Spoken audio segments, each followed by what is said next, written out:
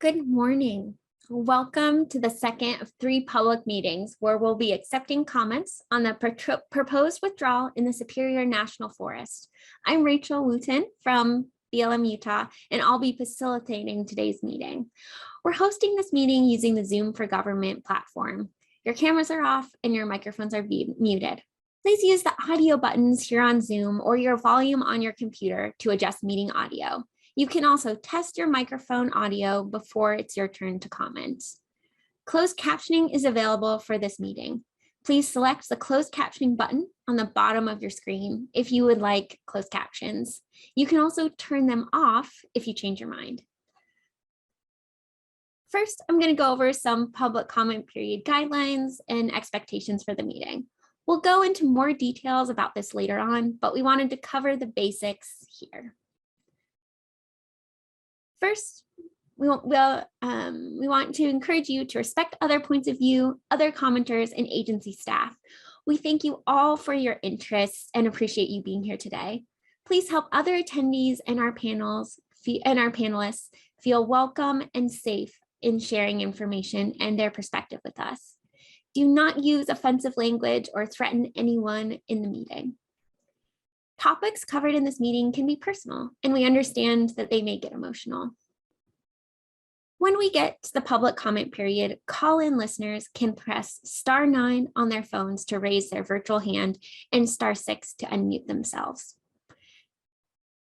If public comments are completed prior to the meeting end time, we'll end the meeting early, but leave a slide up with resources about joining the next meeting and how to comment in writing. Before we begin, I'd like to take a few minutes to introduce the agency staff that will be listening to your comments and helping with the meeting today. First, Leah Baker, Associate State Director for BLM Eastern States. Hi. Connie Cummins, Forest Supervisor for the Superior National Forest. Cherie Hamilton, Deputy Regional Forester, Eastern Region.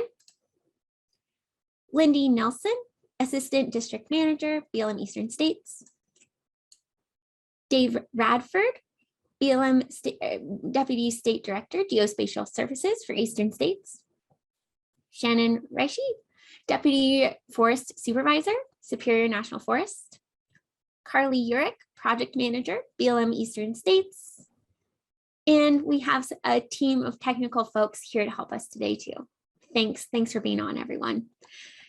And thanks to all of you. It looks like we have 112 attendees right now, and we'll look forward to hearing from you later on in the meeting.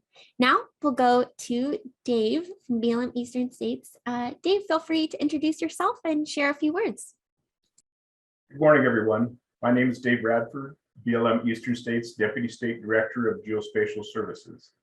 Welcome to the second public meeting to focus on the U.S. Forest Service's application to withdraw Superior National Forest lands in northeastern Minnesota from mineral and geothermal leasing subject to valid existing rights.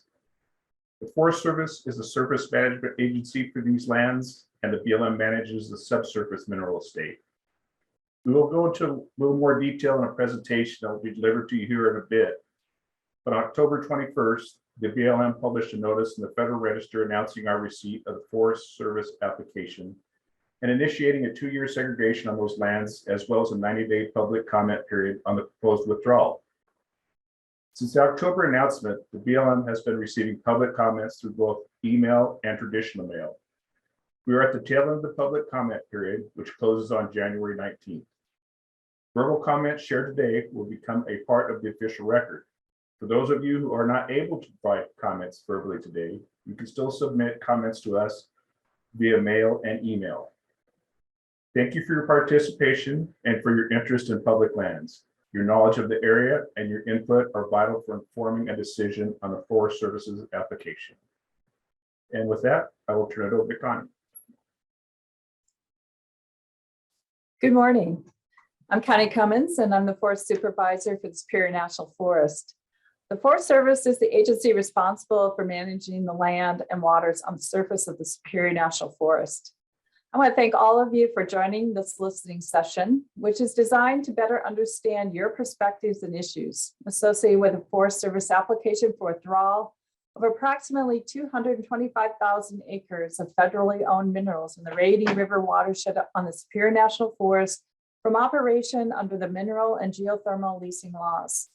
This withdrawal would prevent the Bureau of Land Management from issuing new prospecting permits or leases for an initial term of 20 years. We applied for this withdrawal because of unanswered questions surrounding copper and nickel mining and sulfide mineral deposits and potential impacts to the Boundary Waters Canoe Area wilderness. Today, we're here to listen to you. As we continue working through the environmental analysis that will accompany our application, we want to ensure we are considering all public comments and concerns. So again, thank you for taking the time out of your day to be here. We look forward to hearing from you. Next slide, please.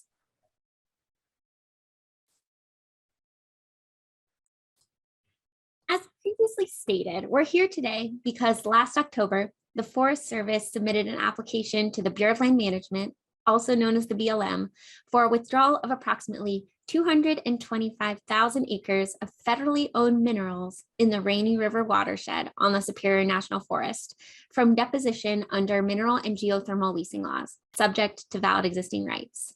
This is a joint public meeting hosted by the Forest Service and the Bureau of Land Management. The Forest Service is here as the agency charged with managing the lands and waters on the surface of the Superior National Forest. The BLM is here as the agency charged with the management responsibility for the federally owned minerals affected by the proposed withdrawal. Today's meeting will be recorded and a transcript will be prepared. Our focus today is to listen to your comments, which will be used as the Forest Service performs an environmental analysis. We will not have a question and answer session today to give more time to hear from you and listen to your insight, views, and perspectives. In addition to these public comment meetings, written comments continue to be accepted through January 19th, 2022. That means that the comments will need to be submitted via email before January 20th, 2022, or postmarked with a date on or before January 19th. Verbal comments and written comments will be considered equally. The email address is up on the screen as well as the mailing address, and we will be sharing the information again later in the meeting. For those joining us by phone, the email address for comments is blm_es_lands@blm.gov. The mailing address is f.David Radford, BLM Eastern States Office, 5275 Leesburg Pike, Falls Church, Virginia, 22041. You can find more information on the project and about commenting in the quick links section on the right-hand side of the Superior National Forest homepage at fs.usda.gov/main/superior/home. I'm going to ask Connie Cummins to join us and give an overview of the proposed withdrawal. I want to start off by providing a quick overview of what's being proposed. The Forest Service is requesting withdrawal because we believe there are unanswered questions surrounding copper and nickel mining and sulfide mineral deposits and the potential impacts to the Boundary Waters Canoe Area wilderness and to its watershed. These potential impacts include contamination from acid mine drainage, seepage of tailings water, tailings basin failures, and waste rock treatment locations. The withdrawal application area is in the northeastern Arrowhead region of Minnesota, entirely on the Superior National Forest and within the headwaters of the Rainy River watershed. The proposed mineral withdrawal would only affect future development of federally managed hard rock minerals. It would not affect access to private lands, timber harvest, recreational access, motorized use, and would not prevent all mining in the area. The proposed withdrawal does not affect valid existing federal mineral rights as determined by the Bureau of Land Management.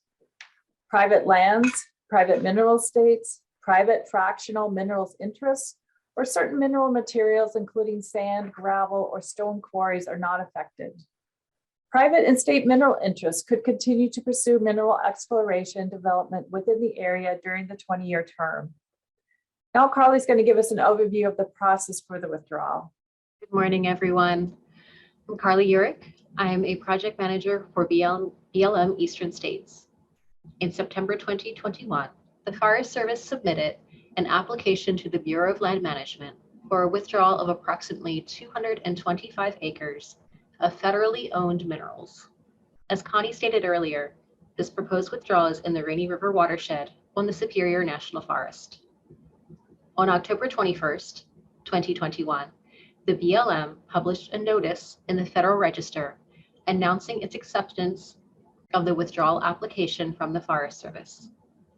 This notice initiated a 90-day public comment period on the proposed withdrawal and, at the same time, initiated a 2-year segregation period that temporarily prohibits the BLM from issuing new federal mineral prospecting permits or lease applications in the withdrawal area. We're currently in that segregation period, during which the BLM and the Forest Service are seeking public comments and completing the necessary studies, analyses, and reports. After the public comment period closes on January 19th, the Forest Service will compile the environmental assessment and other supporting documents. Based on the Forest Service's findings, the BLM will make a recommendation to the Secretary of the Interior, who will ultimately make the final decision on the Forest Service's withdrawal application. After the findings of the environmental analysis, recommendation, and additional information and records are submitted to the Secretary of Interior, the Secretary will make a decision to either reject the application or accept the application and put in place a withdrawal. If the application is rejected by the Secretary of the Interior, the federal agencies could consider applications for exploration under prospecting permits. If the application is accepted by the Secretary of the Interior and a withdrawal is put in place, federal land would not be open to new applications for activities that use or access federal minerals or geothermal resources. Valid existing rights would not be affected by a withdrawal, however. Determining if a case falls under valid existing rights involves a case-by-case determination looking into the details of each case. The BLM will not be prejudging those determinations at this time. The initial term of a withdrawal may last up to 20 years. Under both scenarios, mining activities on private and state lands would not be affected. Although we have varying responsibilities, the BLM and Forest Service work closely to share information and expertise in order to provide the best services to the public. We will work as cooperating agencies throughout the process of the environmental analysis of the proposed withdrawal. Connie will cover the types of the comments that are the most helpful to our analysis and decision process. Now that the withdrawal application has been submitted, we have an opportunity to continue compiling information and completing the environmental analysis that was started back in 2017. When the mineral withdrawal was first proposed, we, the Forest Service and BLM, held 3 public meetings in 2017 and received more than 90,000 public comments during the comment period. We'll include these comments received during the 2017-2018 comment periods as we continue to complete the environmental assessment in 2022. So if you've already submitted a comment and your comment has not changed, there's no need to resubmit it. As we continue our environmental analysis process, we're asking for your feedback to help us shape the analysis. Our final recommendation will use the best available science while incorporating the important and diverse concerns people have for maintaining their way of life, the protection of natural resources and wilderness values, and the economic vitality of the communities most directly affected by the proposed withdrawal. We look forward today to hearing your perspectives regarding these important topics. The proposed withdrawal may also raise economic concerns. And we acknowledge both the importance of domestic mineral production to the nation and the need to protect our valuable water resources and recreational tourism surrounding one of the most visited wilderness areas in the country. We are sensitive to those concerns and wish to be respectful to everyone concerned as we work through this environmental analysis. This is a listening session. We will be focusing on your comments today. We'll not be taking questions so we can hear from as many people as possible. More information is available on the project website that may help answer questions you may have. Thank you all for registering to participate in our Zoom meeting today. There were a lot of people interested in giving verbal comments. To keep the process as equitable as possible, everyone who registered to speak was entered into a random lottery drawing. Speakers were notified with their place in line with an email sent yesterday. To keep everyone together as we move through comments, we will display on screen and also announce the names of 5 speakers at a time. Please be ready to speak if you see your name on the list or hear it called by our facilitator. When your name is announced, please raise your hand to make it easy for our Zoom technicians to find you in the participants list and help you unmute when it is your turn. If you're called to speak, you will have up to 3 minutes to provide comment. A virtual timer will be shown on screen and will start when you begin speaking. After 30 seconds of calling out a name, if the speaker does not begin providing their comment, we'll move on to the next name in the list. If a speaker is not present or are not ready to speak when called, we'll move to the next person in the list. If a speaker is disrespectful or inappropriate, the agencies reserve the right to mute the speaker and move on to the next person. If you as a speaker finish your comment prior to the 3 minutes allotted, we'll move to the next person. If a person has been picked but decides that they do not wish to speak, they may pass and we'll move on to the next person. The option to cede time and grant it to another individual will not be available for this meeting. Although we cannot guarantee that every person who indicated they would like time to speak will have time to speak, we hope to get through as many names as possible. If you're not called on to speak during this meeting, you may register for a subsequent meeting to speak. The same lottery-based random selection will occur for all meetings. As a reminder, any member of the public may submit written comments. Both written and verbal comments are considered equally. Thanks to everyone for attending today and for your patience as we work through our list of speakers.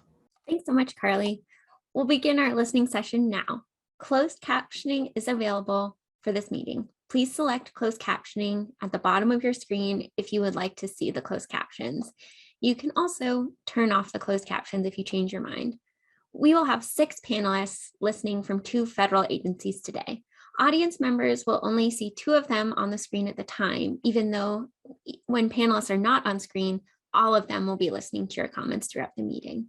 Each speaker will have up to 3 minutes.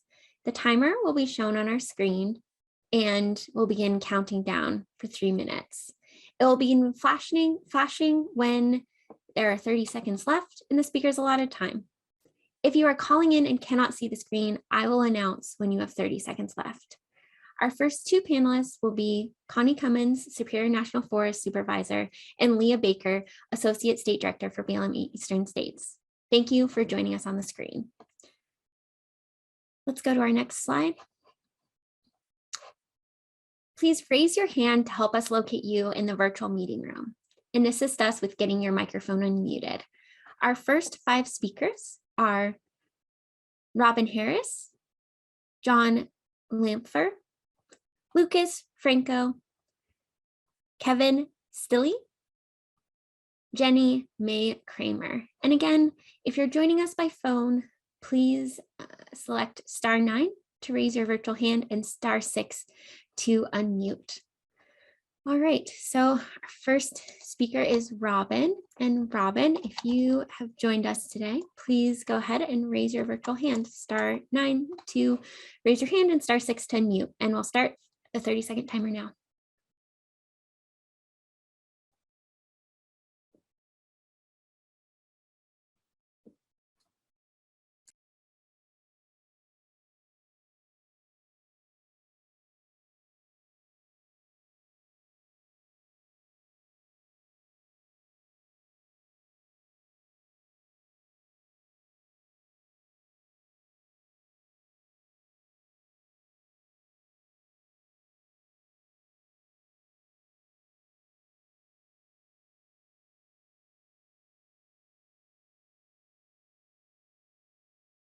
All right, we'll go on to our next speaker, John Lampfer. John, if you joined us today, please raise your hand and you'll have 30 seconds to begin your public comments. Star 9 to raise your hand and star 6 to unmute if you joined us by phone. Thanks.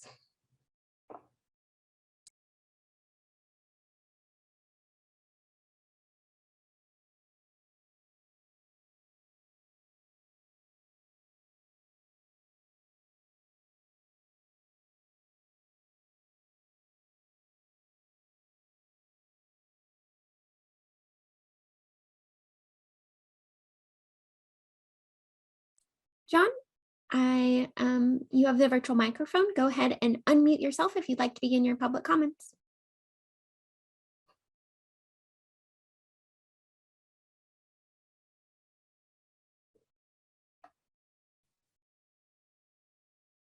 Is that okay?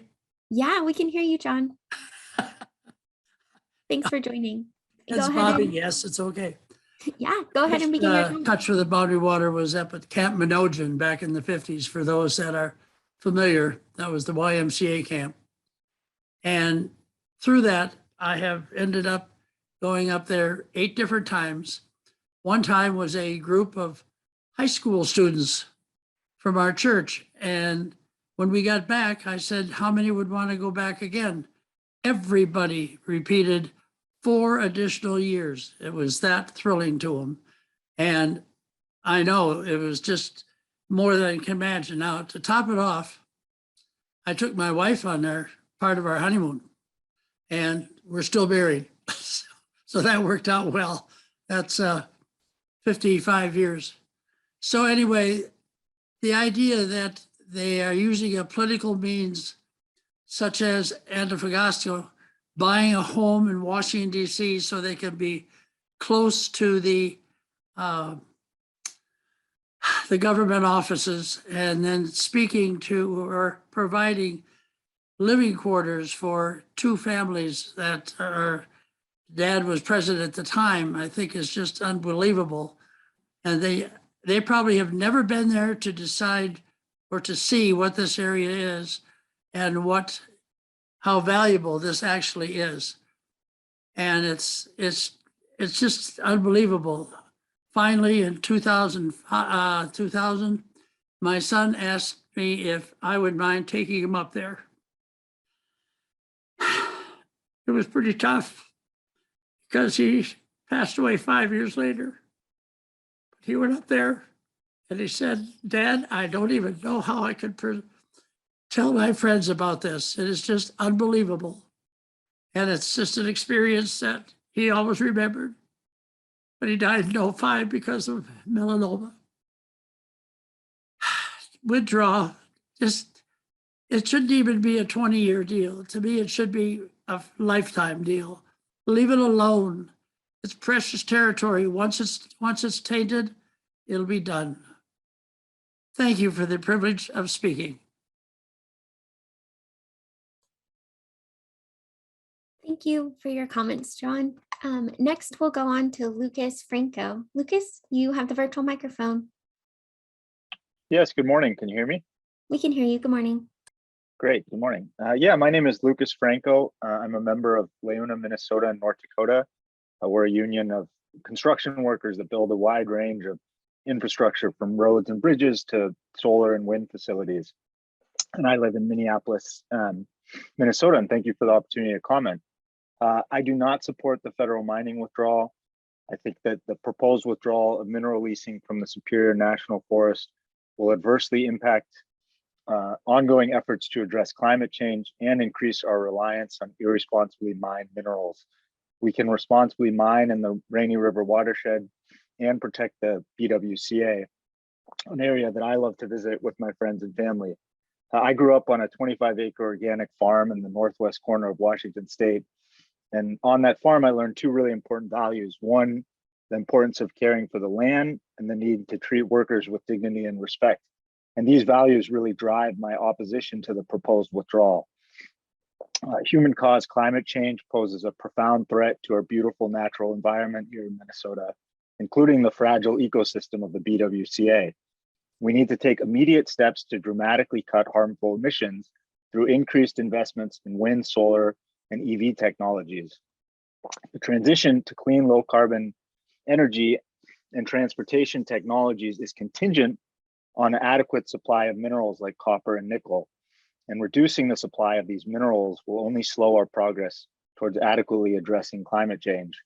Limiting mining in Minnesota also increases our reliance on irresponsibly mined minerals from places like the Democratic Republic of the Congo. There are horrifying evidence of child labor and other forms of worker exploitation in DRC mines. We should not continue to turn a blind eye to these conditions. We can responsibly and safely mine for critical minerals here in Minnesota. The federal government should reject a ban for a 20-year withdrawal of mineral leasing and exploration in the Superior National Forest. The agency should follow the law and evaluate each mining proposal on its own merits. The concerns raised by supporters of a withdrawal are already addressed by existing federal and state regulations. We need to let the process work and not arbitrarily ban mining in a large swath of northern Minnesota. And finally, I urge you all to follow the science and to follow the correct process for public decisions that have major environmental consequences like this. We need a formal environmental impact statement before making a decision that could hurt our economy and our efforts to fight climate change. I greatly appreciate the time and for the taking of comments. Have a good day. Thank you. Thank you, Lucas. Up next is Kevin Stilley. Kevin, you have the virtual microphone and can begin your comments. Hello, can you hear me? We can hear you. Yes, thank you. Excuse me. Yes, thank you again for the opportunity, you all, to provide input to this process. I'm from Arizona. I grew up in Illinois, but I did not start going to the Boundary Waters till 2014 after my brother and his friends, they've been going for decades, and finally got me to go, and I fell in love with the place. And in fact, we're going again this year after a 3-year hiatus, but I kind of echo John's sentiments. If there's even a small percentage that this pristine area could be damaged through mining or other means, it needs to be stopped. It's just a beautiful place. I'm going to have more in my written response, but that's all I have today. Thank you. Thank you, Kevin. Up next is Jenny May Kramer. Jenny, if you're on, please raise your virtual hand. If you're calling in, press *9 to raise your hand and *6 to unmute. And you have 30 seconds to begin your comments.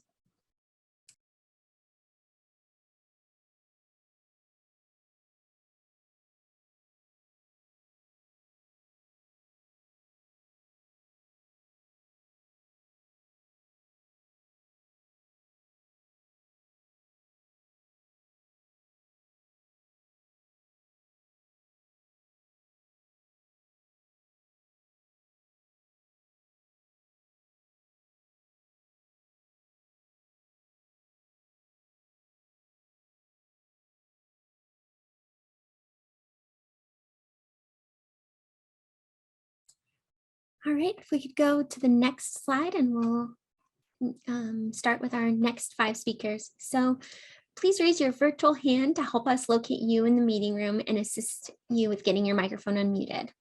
Call-in listeners can press *9 to raise their virtual hand and *6 to unmute. Our next 5 commenters are Ann McNally, JimDavny, Jim Peterson, Megan Wind, and Mark Risk. All right. And if you've joined us today, please raise your virtual hand and press *9 to raise your hand and *6 to unmute. And you have 30 seconds to begin your public comments.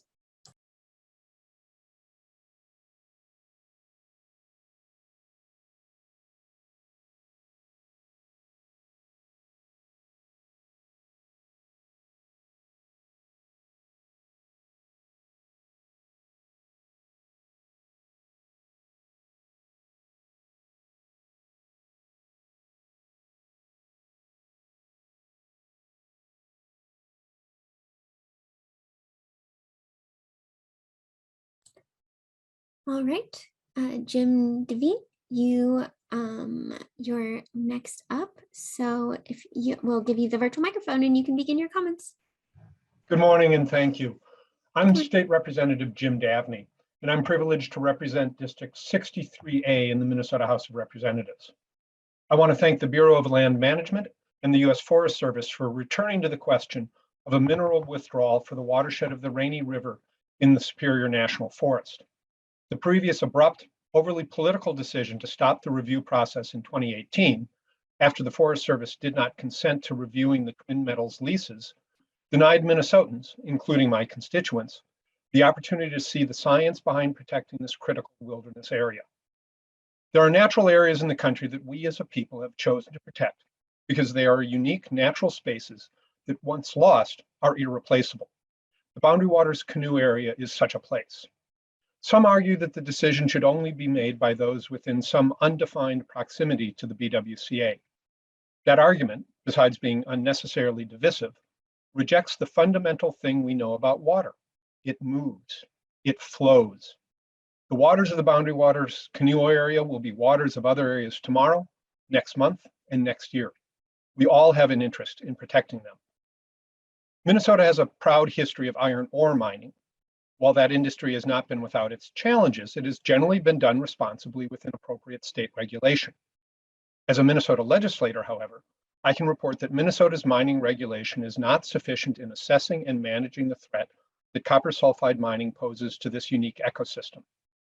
One thing we know is that copper sulfide mining pollutes. It always does, wherever it's done.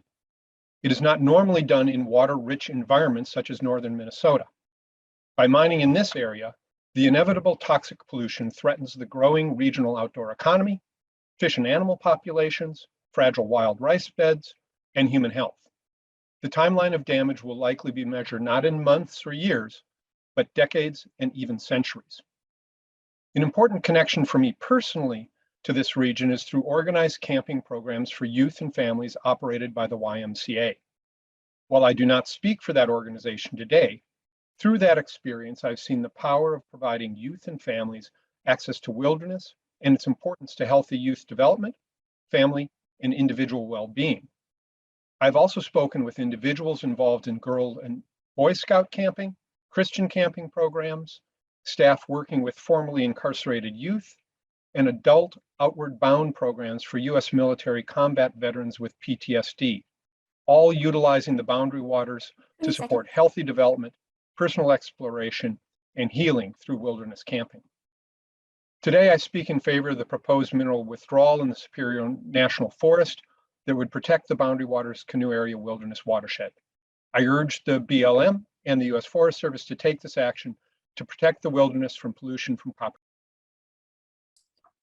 Thank you for your comments, Jim. And next, we'll go to Jim Peterson. Jim, if you've joined us, please raise your virtual hand.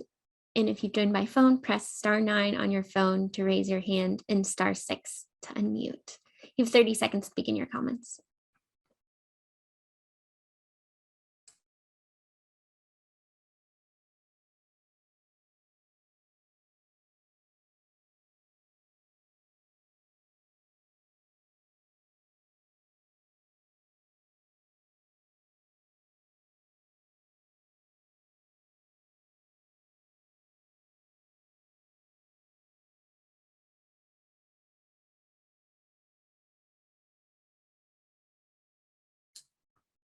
All right, Megan Wind, you are up next. We've given you the virtual microphone and you can begin your comments. Hello, my name is Megan Wind and I'm from the Twin Cities, and I urge the Forest Service to do a mineral withdrawal of these national forest lands to protect the boundary waters from sulfide or copper mining. I've been paddling, hiking, and camping in the boundary waters in the Superior National Forest since I was a kid. It grew my love for the outdoors and made me a stronger advocate for the environment. Sigurd Olsen once wrote, "At times on quiet waters, one does not speak aloud, but only in whispers, for then all noise is sacrilege." What's special about the boundary waters is that it is a quiet place. Any sound other than the wind blowing through the leaves or the water lapping the shore is noticed. Even the slap of a beaver's tail can be startling. The quietness of this place would absolutely be disrupted by a copper nickel mine on Birch Lake and the South Quishwe River. Ventilation raises would create a constant hum of industrial noise 24 hours a day, 7 days a week, 365 days a year, while exhausting gases and particulate matter into the air. During the exploratory phases of this project, drilling, blasting, the drone of truck engines, and other activities have already been heard from miles away, disrupting surrounding businesses, cabin owners, anglers, paddlers, and other folks enjoying the outdoors. While noise pollution impacts go unseen by the human eye, they do have an impact on human health. Sounds found in nature have been studied to affect heart rate, alter connections in the brain, and lower your stress. This type of noise pollution would also negatively impact animal behavior, including their ability to communicate and watch for predators. For example, loons can communicate with each other from lakes miles away just to warn others of a threat. What would be even more noticeable than noise pollution is water pollution. There's a reason the EPA deemed this America's most toxic industry. In 2012, a study of 14 copper mines in the US noted that 100% experienced pipeline spills or other accidental releases. In 13 of the 14 mines, water collection and treatment systems have failed to control contaminated mine seepage, resulting in significant water quality impacts. I lived in Salt Lake City for a year and experienced just how sacred clean water can be in the face of climate change. Every day I stared at the massive Bingham Canyon mine, which is the largest open pit mine in the United States, and will generate water pollution into perpetuity from the mine's waste rock piles. The Bingham Canyon mine operations have resulted in a plume of contaminated groundwater extending over 70 square miles in Utah. Utah has also experienced record-setting droughts in the last few years and is in dire need of clean water. I don't want the same fate for the boundary waters in northeastern Minnesota, where we celebrate how clean our water really is. 30 seconds. There's no such thing as a clean copper mine, and we don't need to prove that one exists to allow this risky type of mining in this place. That's why I urge the Forest Service to do a mineral withdrawal and protect the boundary waters from sulfide or copper mining. Thank you. Thank you, Megan. Up next, we have Mark Risk. Mark, if you're on, please raise your virtual hand. Use *9 on your phone to raise your hand and *6 to unmute. You have 30 seconds to begin your comments.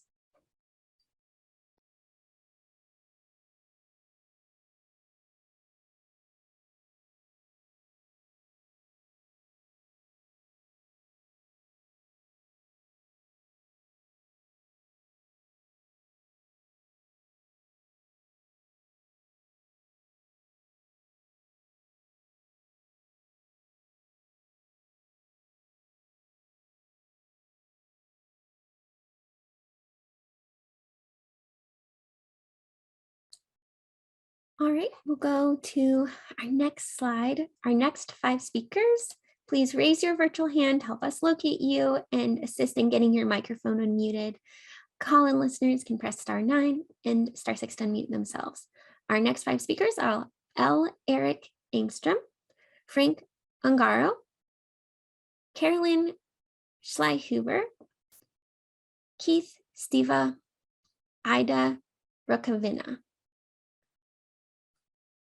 All right, Eric, you have 30 seconds to begin your public comments. And if you're calling in by phone, select *9 to raise your virtual hand and *6 to unmute. Thank you.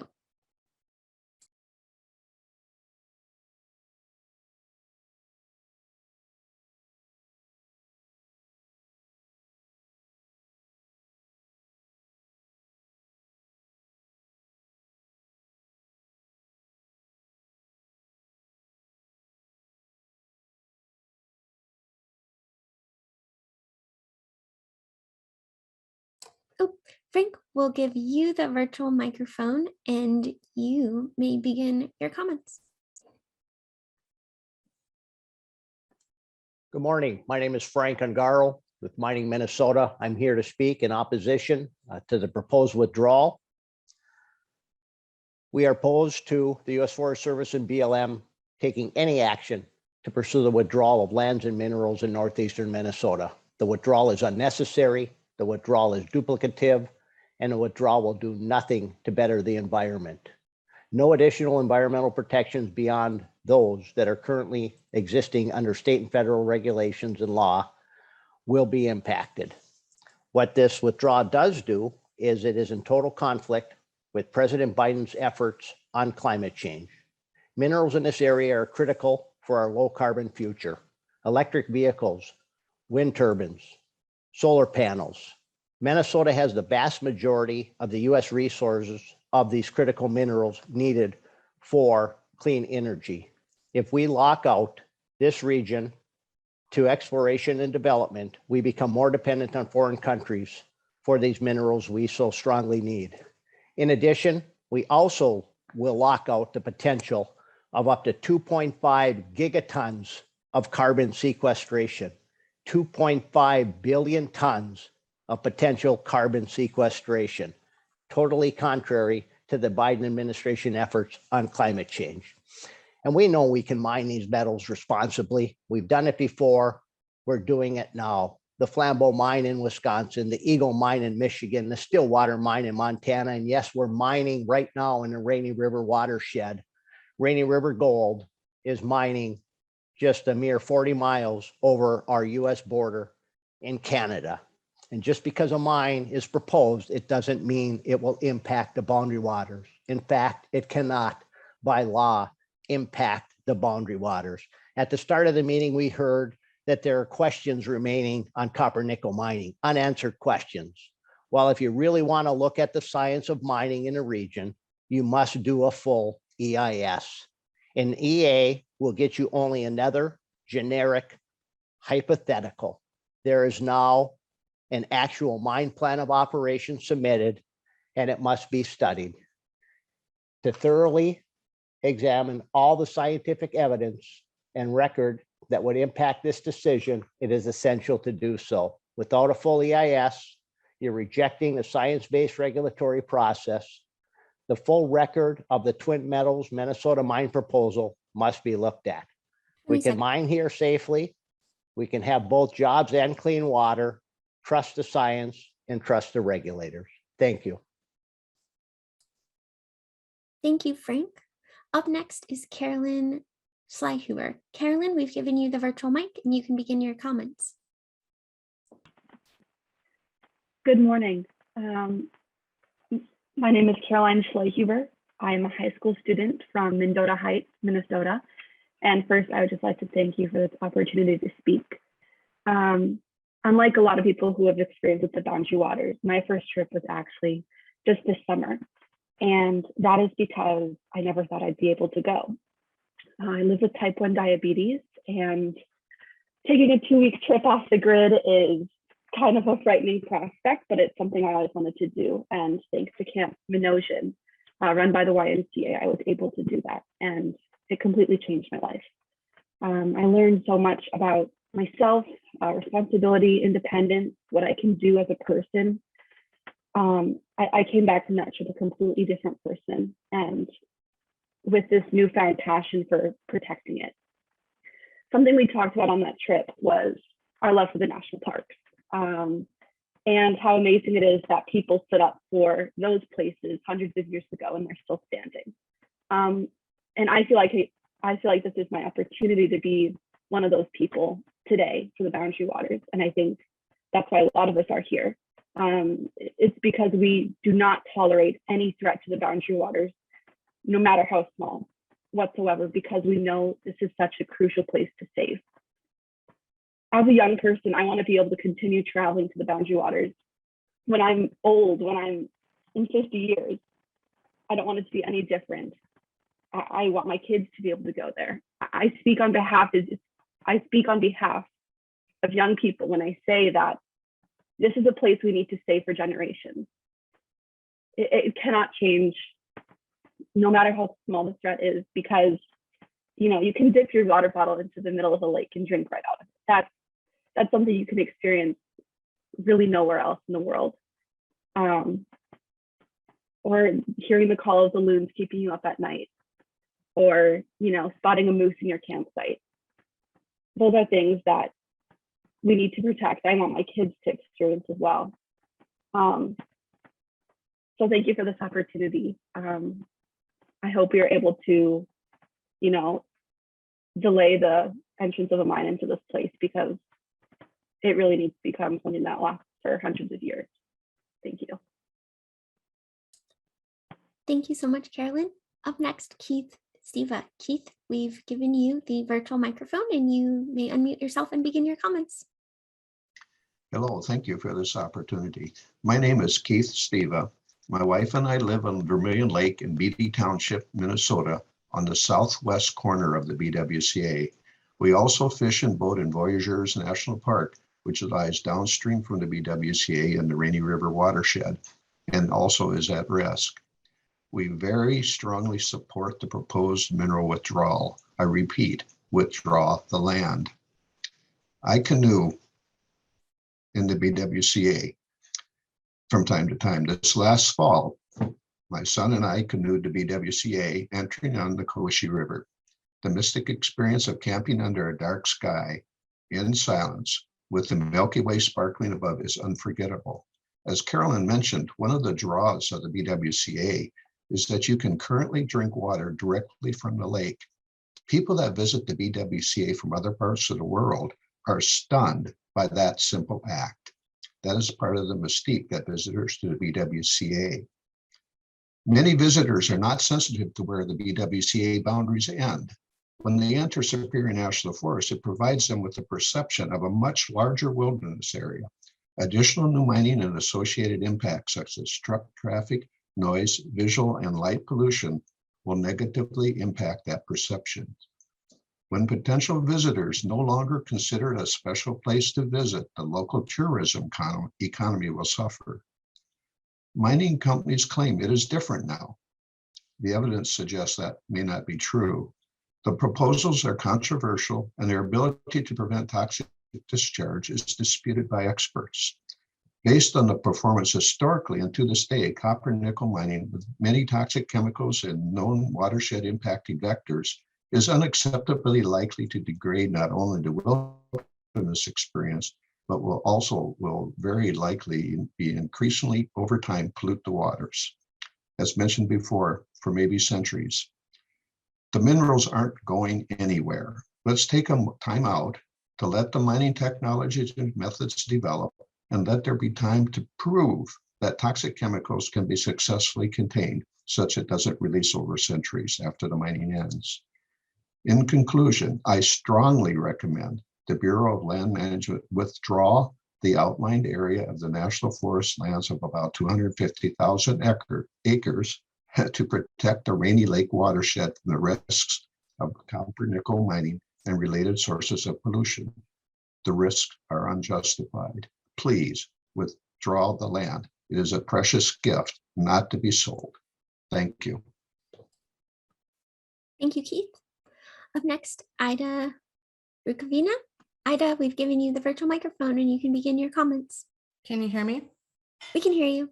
My name is Ida Rozkovina. I'm the director of the Range Association of Municipalities and Schools, RAMS. I also was recently appointed to the Jobs for Minnesotans Board. I'm a fourth generation Iron Ranger, born in Ely and raised north of the Laurentian Divide, just outside the Superior National Forest in rural Virginia, Minnesota. I'm the granddaughter of an iron ore miner on my father's side and a logger on my mother's Finnish side of the family. I've had the privilege to live in other places. However, my greatest privilege is to live in northern Minnesota in the woods where I'm raising my family. I also have the privilege to work with elected leaders from all across northern Minnesota who serve on the board of RAMS. They work for our schools, our townships, our cities, representing 78,000 constituents. RAMS has over 80 years of standing up for the communities and people of northern Minnesota. Northern Minnesota has over 130 years of mining experience with closed mines located in the very same watershed we're talking about today. RAMS was opposed to the last withdrawal. They're opposed to this withdrawal as well.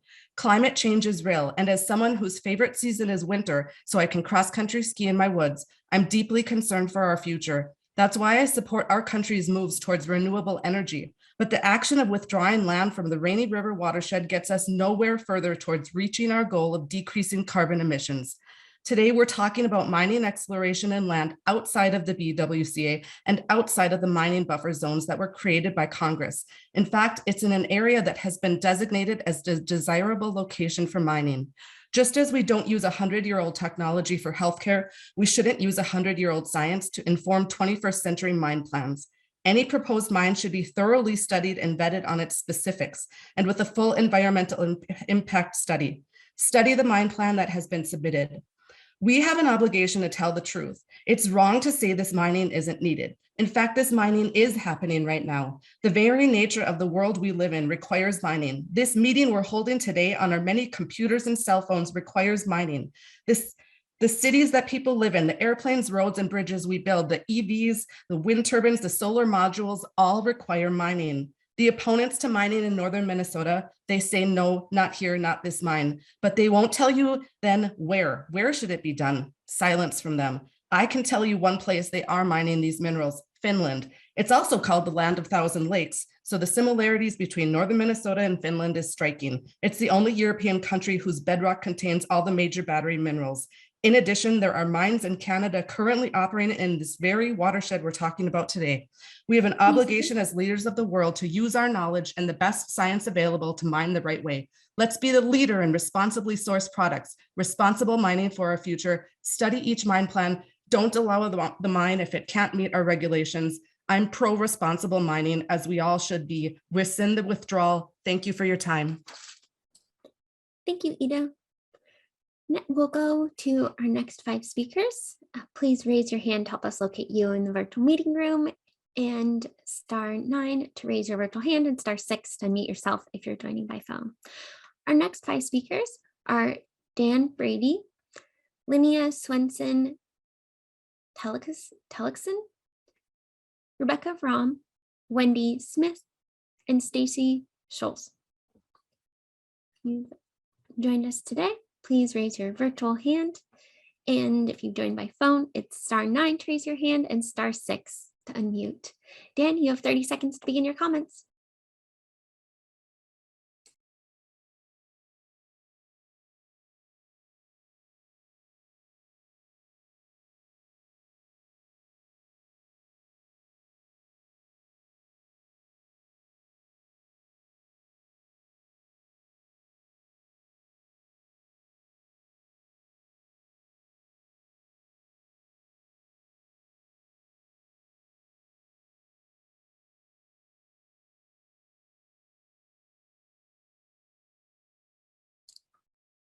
All right, up next is Linnea Swenson Tellickson.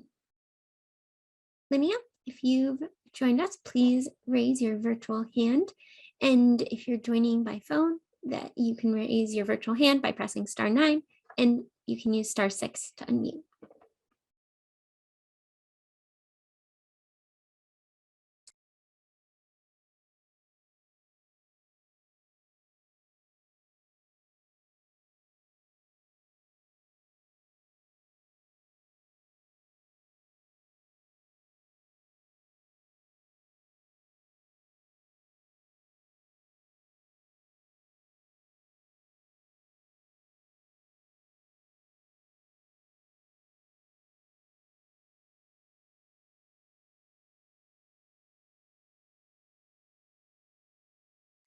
All right, up next is Rebecca Rahm. Rebecca, you have the virtual microphone and can begin your comments. Thank you, Rachel. Can you hear me? We can hear you. All right. Hi, I'm Becky Rahm. Thank you for this public meeting. I speak today in strong support of the Forest Service application for a federal mineral withdrawal. I live in Ely, Minnesota. I'm a 3rd generation resident of this area, the granddaughter of an iron ore miner and the daughter of an outfitter for wilderness canoe trips. It is very clear from the science that sulfide ore mining in the headwaters of the boundary waters would sacrifice the boundary waters while producing an insignificant amount of metals compared with US demand. And this production, if it were to happen, would be irrelevant to the United States in any case.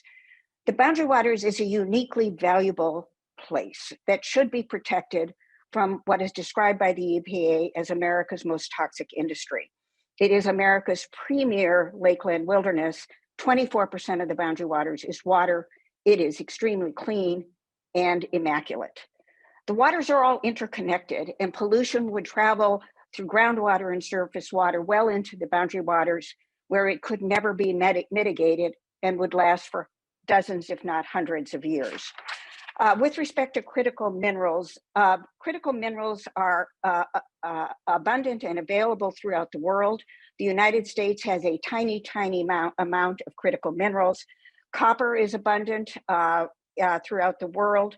We only have 3 copper smelters in the United States, and they are fully committed. They are owned by mine operators, and there's no availability for copper smelting. Nickel, we get most of the majority of our nickel from Canada. We have no nickel smelters in the world. Canada has 28 times the nickel reserves that the US has and is eager to import more nickel to the United States. As to both nickel and copper, Antofagasta, owner of Twin Metals, it exports all of its metal concentrates to China, where it goes to low-cost smelters. So production in the US would be irrelevant to the United States. Cobalt, the third critical mineral that is talked about, is tiny in the US at best. A Twin Metals mine might meet 1.5% of US annual demand. The rest of it is imported from our secure, longstanding allies. Australia, for example, has enough cobalt in just one mine to supply the United States for 270 years. We have the world's greatest canoe country here in the Quetico Superior ecosystem. It is critical that it remain ecologically healthy. I urge the BLM and the Forest Service to recommend a 20-year mineral withdrawal for public lands in the headwaters of the boundary waters. Thank you very much. Thank you, Rebecca. Wendy Smith, you are up next and can begin your comments. We've given you the virtual microphone. Go ahead and unmute yourself. Hello. Hi. What I don't like about this is that good people are being taken advantage of.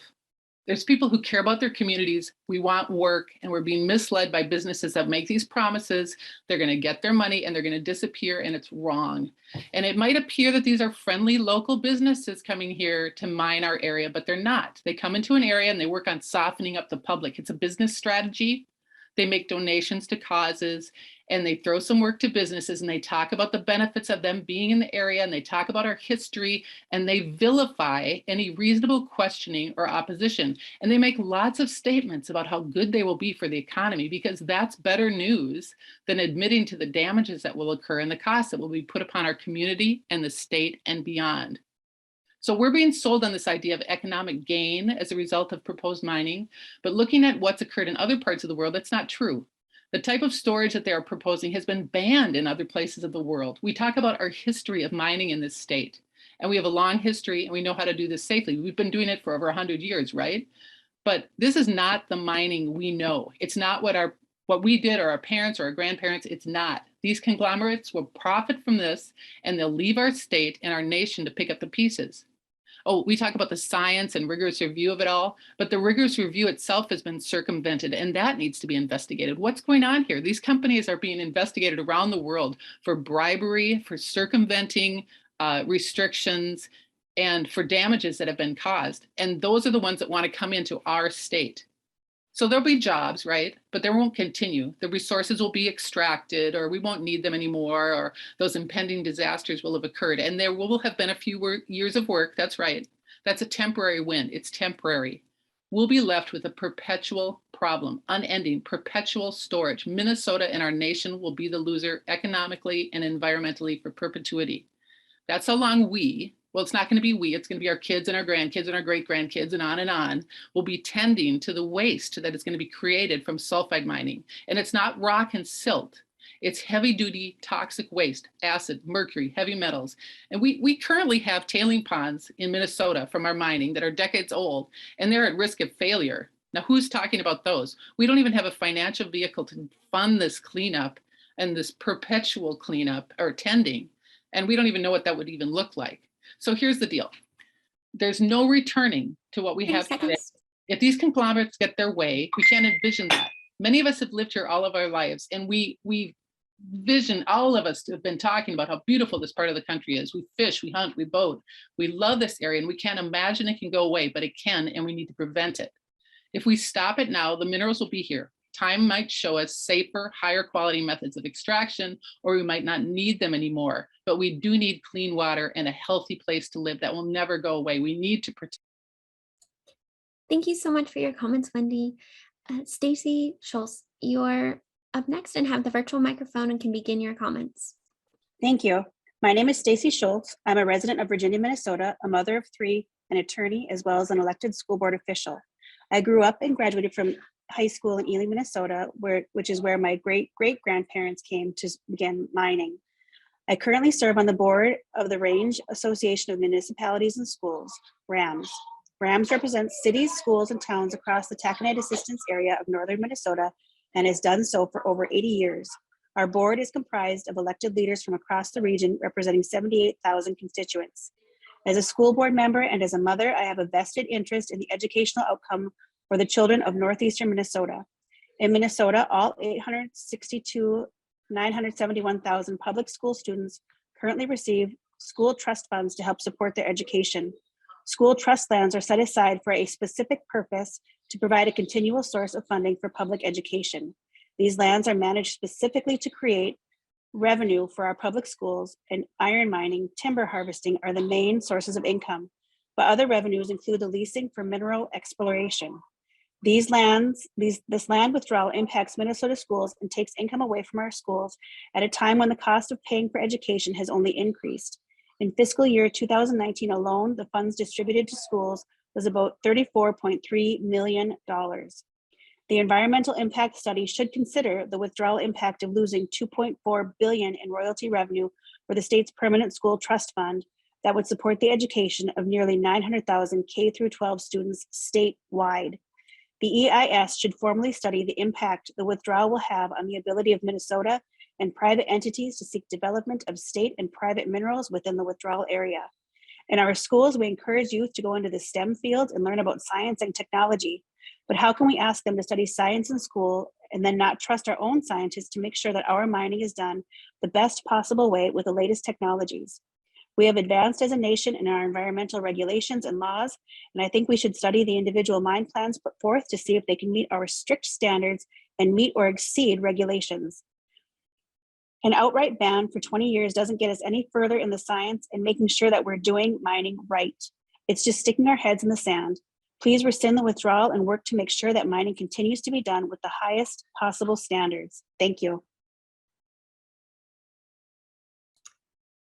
Thank you, Stacy. We appreciate your comment. And before we go to our next set of speakers, I just want to thank Leah and Connie, and of course, all of our current commenters. Before Leah and Connie leave the screen, do either of you want to say something? Yes, I just want to, this point in the meeting, just thank everyone. These are very thoughtful and well-prepared statements, and really looking forward to the rest of the meeting and hearing some more. So thank you so much for being here and taking the time to express your opinions on this. Thanks, Connie. Leah? I couldn't say it any better than Connie. Thank you so much for the continued comments, and we'll be listening off camera. Great. Thank you so much. Our next two panelists to join us on screen are Dave Radford, Deputy State Director for Geospatial Services, BLM Eastern States, and Shannon Rishi, Deputy Forest Supervisor, Superior National Forest. Thank you for joining me on screen. Now we'll go to our next five speakers. Our next five speakers are Dan Bitterman, Richard Claude Zajski, Beverly Zubig, Carrie Roth, Elizabeth Thorson. And please raise your virtual hand to help us locate you in the virtual meeting room and assist you in getting your microphone unmuted. Call-in listeners can press *9 to raise your virtual hand and *6 to unmute. Dan Bitterman, if you're joining us, go ahead and raise your virtual hand. You have 30 seconds to begin your comments.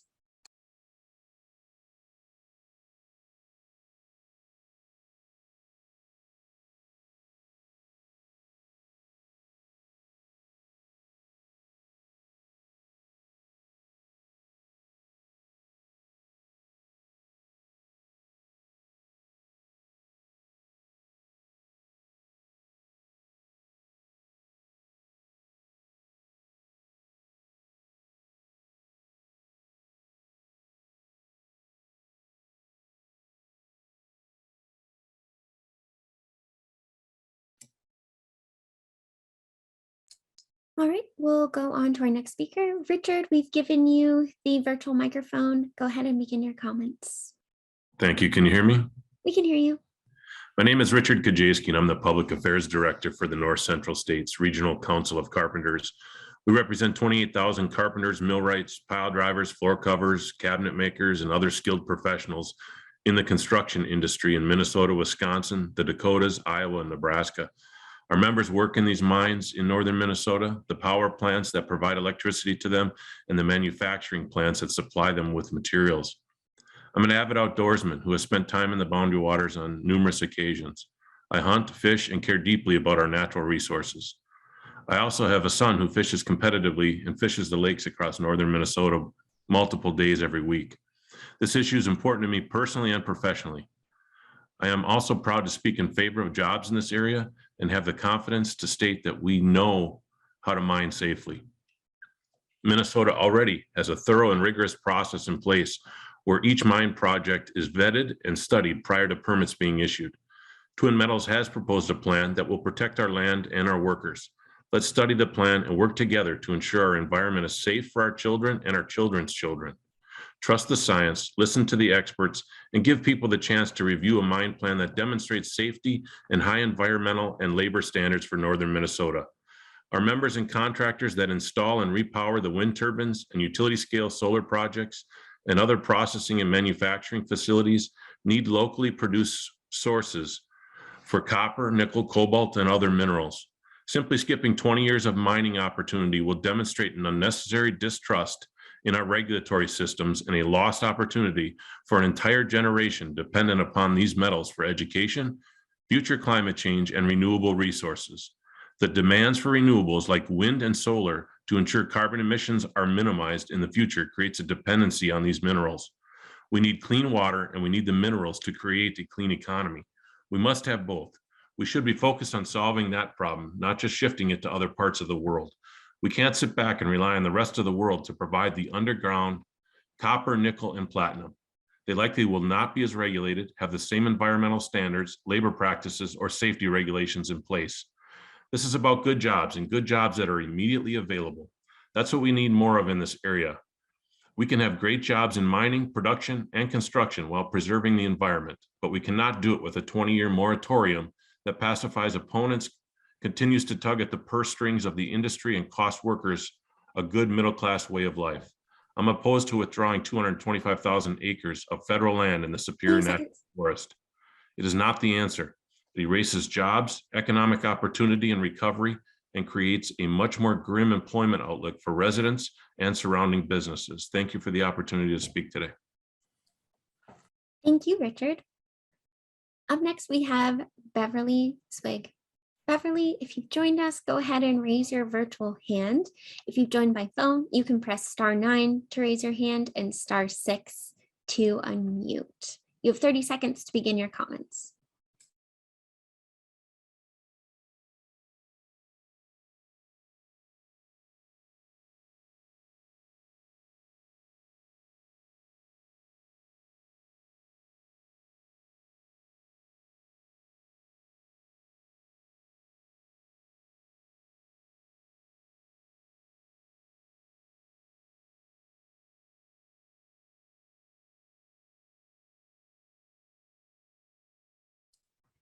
All right, up next we have Carrie Roth. Carrie, if you've joined us, go ahead and raise your virtual hand. If you've joined by phone, press *9 to raise your virtual hand and *6 to unmute. You have 30 seconds to begin your comments.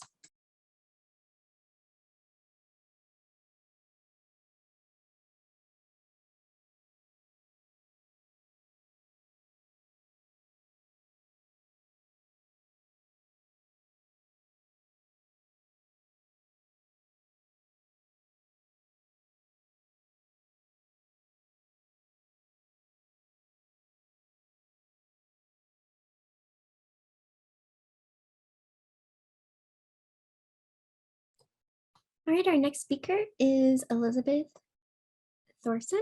Elizabeth, you have the virtual microphone and can unmute yourself. Go ahead and begin your comments. Hi, my name is Elizabeth Thorson, and I am in support of the proposed mineral withdrawal. I'm a veterinarian and I live in Minnesota. I grew up in Minnesota, and in the summers, my family and I would go car camping to national parks all around the country. We visited many beautiful and memorable places. I first went to the Boundary Waters as a young adult. It was life-changing. I have never been in a place so remote, so beautiful, so pristine, and so natural. Now we go back almost every year. I have been lucky enough to see other places in the world, China, Bali, New Zealand, etc., and they all have many amazing spaces, but there's nothing like the Boundary Waters. It is the most visited wilderness area in the United States, and I know why. It's truly amazing. Minnesota is a very water-rich state. We have many lakes, wetlands, rivers, streams, groundwater, and aquifers. These waters are connected and interwoven. Already much of our water in southern Minnesota is polluted by runoff from farmlands and animal production facilities. Sulfide ore copper mining would bring pollution to a whole new level of degradation. It has never been done anywhere in the world without polluting water. We know this as a fact. If this type of mining is allowed on the doorstep of the Boundary Waters, the clean waters that currently exist in the watershed will forever be changed, as will the fish, wildlife, plants, and trees that live there. The environmental integrity of the Boundary Waters is too precious to risk. The cleanest water in North America is found in the Boundary Waters, and it is very sensitive to the acids and heavy metals that would be released from copper mining. The risks are high and the outcome is clear. If a location upstream is polluted, the toxins will spread. Being a Minnesotan, I do care about my Minnesota neighbors up north. The recreation industry currently supports 17,000 jobs and an $850 million economy. I get Christmas presents every year as part of that economy, canoeing and camping gear. If the Boundary Waters is damaged by mining pollution, there will be a drastic decrease in recreation that will permanently harm the businesses and outfitters in northern Minnesota. So if the decision is based on jobs, there are better ways to support the economy in northeastern Minnesota, sustainable ways that will still be around for decades when the boom and bust cycle of mining is not. I know people in the Minnesota state government are working on this. For these reasons, I urge you to keep the Rainy River watershed protected from sulfide ore copper mining. We all need these wild places that stay clean. Minnesota is too water rich to take the chance. Please protect the Boundary Waters canoe area. I wish you could protect it forever. Thank you for your time. Thank you, Elizabeth. We'll go to our next 5 speakers now. Please raise your hand to help us look at you in the virtual meeting room. Our next 5 speakers are Amanda John Kimsey, Kristen Hodgquist, Pat Mitter, Samantha Chadwick, Steve Kwadzinski. And please raise your hand. And if you're calling in by phone, press *9 to raise your virtual hand and *6 to unmute. All right, Amanda John Kinsey, you have 30 seconds to begin your public comments.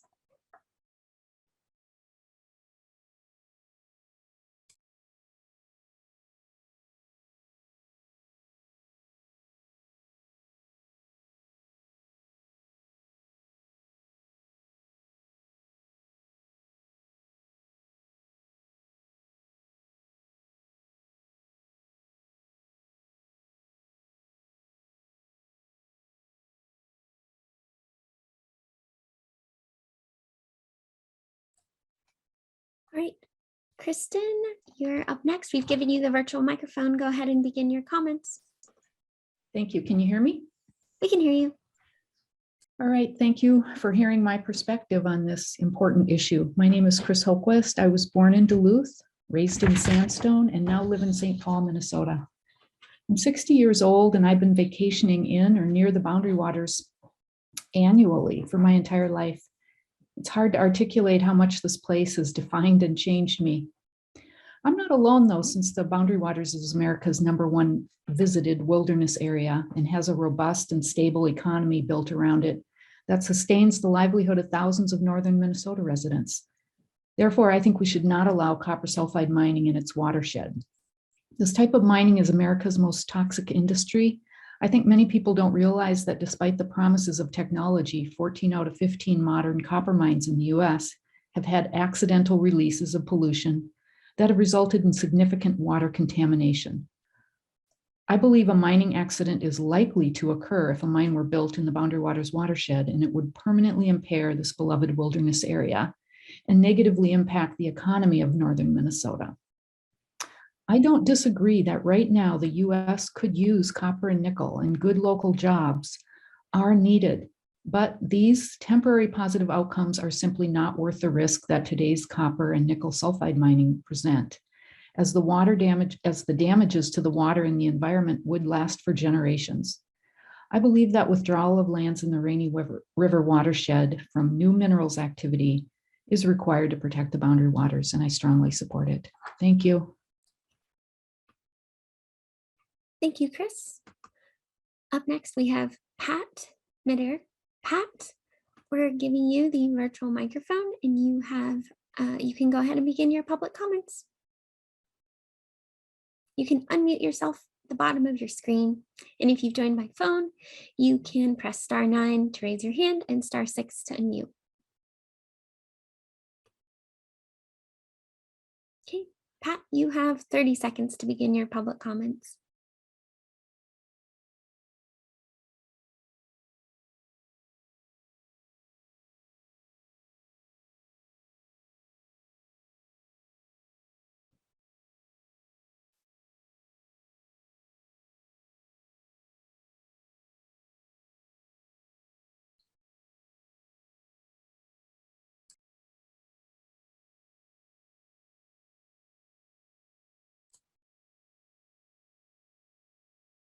Right, Pat, if you're having technical difficulties, feel free to email email us if you want us to come back to you.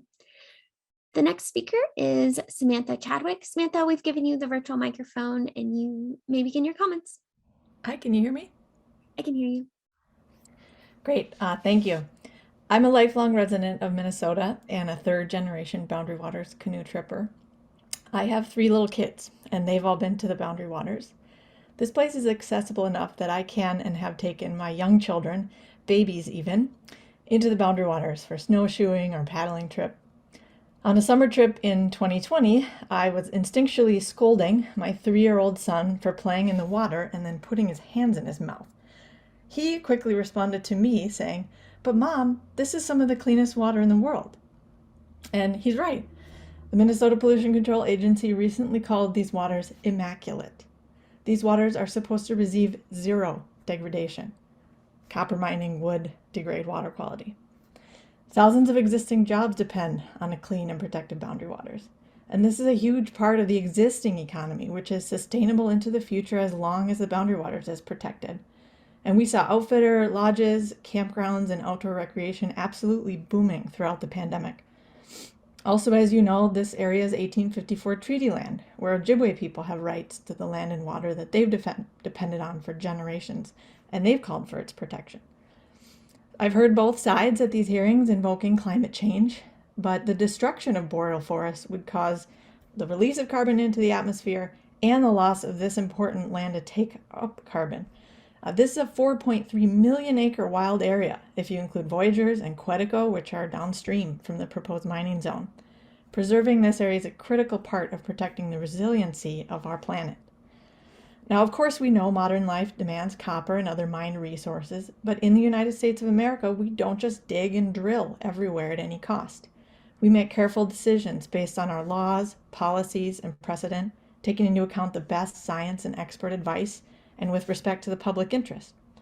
The mineral withdrawal process we're discussing today was used recently under the Trump administration to ban mining on public lands on the edge of Yellowstone National Park and in the Methow Valley in Washington, places Secretary Ryan Zinke deemed too sensitive to allow destructive industry.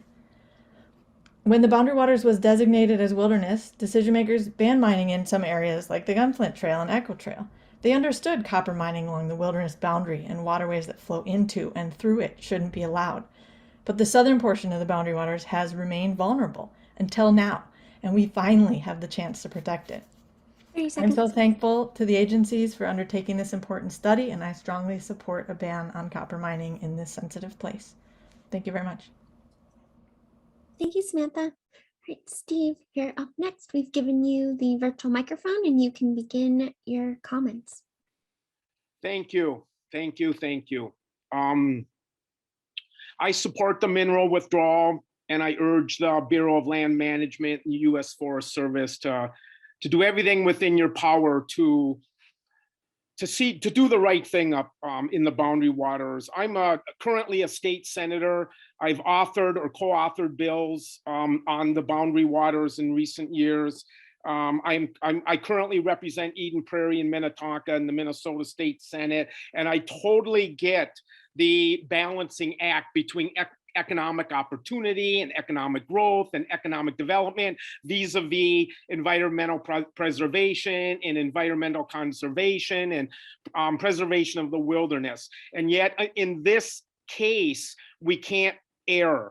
And what's at stake here are a beloved national treasure, the canoe capital of the world, Yellowstone of the East, the crown jewel of our wilderness system. The boundary waters is already a gold mine. It doesn't need to become a mine for other minerals. It is not just on this map that the boundary waters exists. It's a state of mind. It's a little bit of our soul as a nation. I first went up to the boundary waters in 1979. I've missed 1 year since 1979. 2016, I didn't make it up there, and it killed me. I felt like a little piece of my soul was ripped out of me that 1 year I missed. And I know that that feeling is not alone. I share that with thousands, perhaps hundreds of thousands of other Americans, in fact, citizens of the world. In fact, it was 35 years ago I first fell in love with the woman I've been married to now for 36 years up in the boundary waters. Well, that balancing act I referenced earlier, my constituents here in Eden Prairie, Minnetonka, overwhelmingly, some polls put it at 80%, support the preservation of tougher environmental standards, clean water equality. 25 years ago, outside the battlefield of Manassas, Walt Disney wanted to build a theme park, jeopardizing that national treasure. And a coalition was formed to stop the spread of that commerce. Well, today you're hearing from another coalition who's responding to a further threat to favoring commerce over preservation of a national treasure. I took an oath, a solemn obligation, the first time I went to the boundary waters back in 1970, to preserve at that place. I'm not willing to sacrifice for a few handful of jobs the future of this nation. I urge all of you to leave this world a little better place than you found it. Thank you very much. Thank you, Steve. All right, our next 5 speakers are Daniel Sinarich, Leslie Bacon, Madeline Frowling, Lisa Greer, Wabangonkwe Raven. If you've joined us, please raise your virtual hand to assist us in getting you unmuted. Call-in listeners can press *9 to raise a virtual hand and *6 to unmute. Daniel Snarch, we've given you the virtual microphone. You can begin. Good morning. Can you hear me? We can hear you. All right. My name is Dan Snitterich, and I strongly oppose the withdrawal process being discussed for future mining such as twin metals and polymet. I've lived in a small community 45 miles from Ely my whole life. I hunt on my own 40 acres. I fish in a lot of area lakes, and I also have the privilege of representing over 14,000 men and women who are in the International Union of Operating Engineers Local 49 construction trade, who are skilled, knowledgeable, and build things to the best of the standards. Every project that we work on is done under review of government officials who know what's best for each specific project. I guess I would say I fit the mold of I live here and I work here and I also play here. The impact of these jobs from the resources found in northern Minnesota could help bring security back to many of our struggling communities that have to make decisions on how to levy enough money to fix the underground pipes or the streets that we all drive on.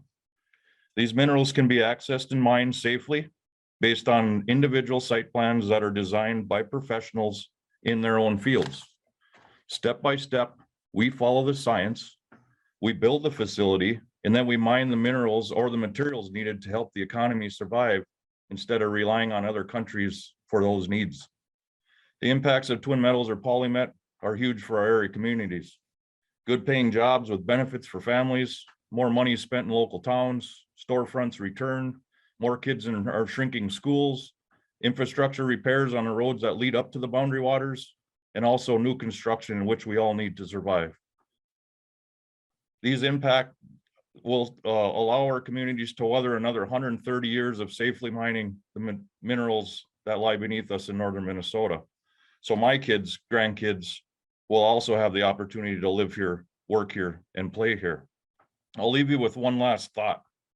My family gets the privilege once a year to go down to the Minnesota State Fair for one day of each summer. Does that give me the right to tell those communities and families what is best for the next 130 plus years for those families' futures? Mining in northern Minnesota is a local issue, and we need to trust our local communities and the folks who make up the science on what's best for our survival in northern Minnesota, and not those who visit on a temporary or short-term basis. And I believe that we can do it safely. We don't have another 20 years to wait and see. Let us prosper now and permit these mines on an individual basis. 30 seconds. And I thank each listener that's involved in this procedure today. So thank you for your time. Thank you, Daniel. Leslie, you're up next. We're giving you the virtual microphone and you may begin your comments. Can you hear me? We can hear you.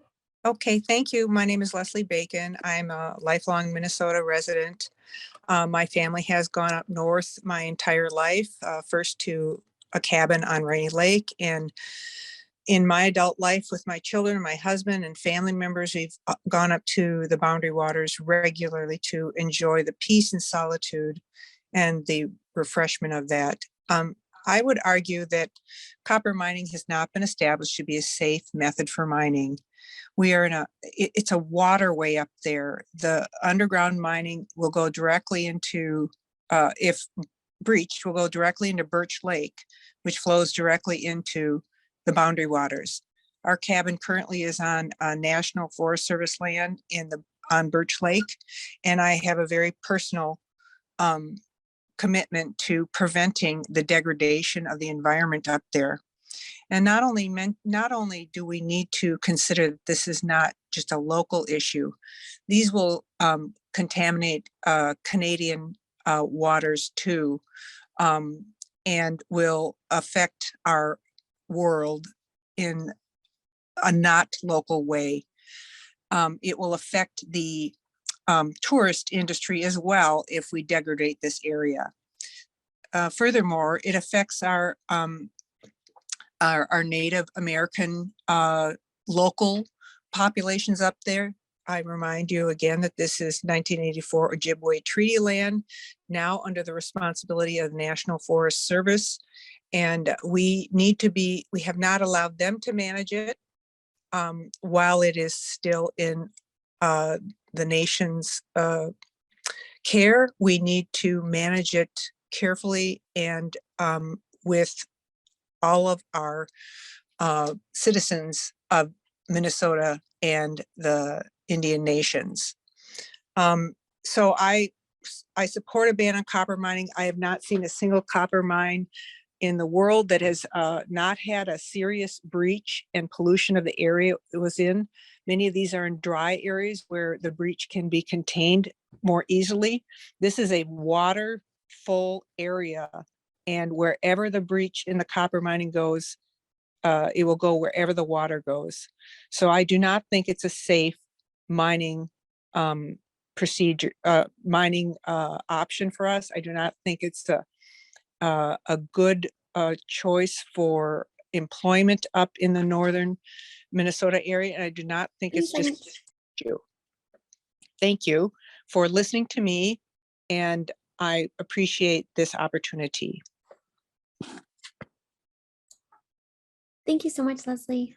Madeline, you're up next, and we've given you the virtual microphone. You can unmute now. Go ahead. Perfect. Can you hear me? We can hear you. All right. My name is Madeline Fawnline. I'm a newer resident to Ely, Minnesota. I moved up here in May of 21. And I moved here because of the Boundary Waters Canoe Area Wilderness. I've been a youth group guide as well as commercial guide for the past 6 summer seasons.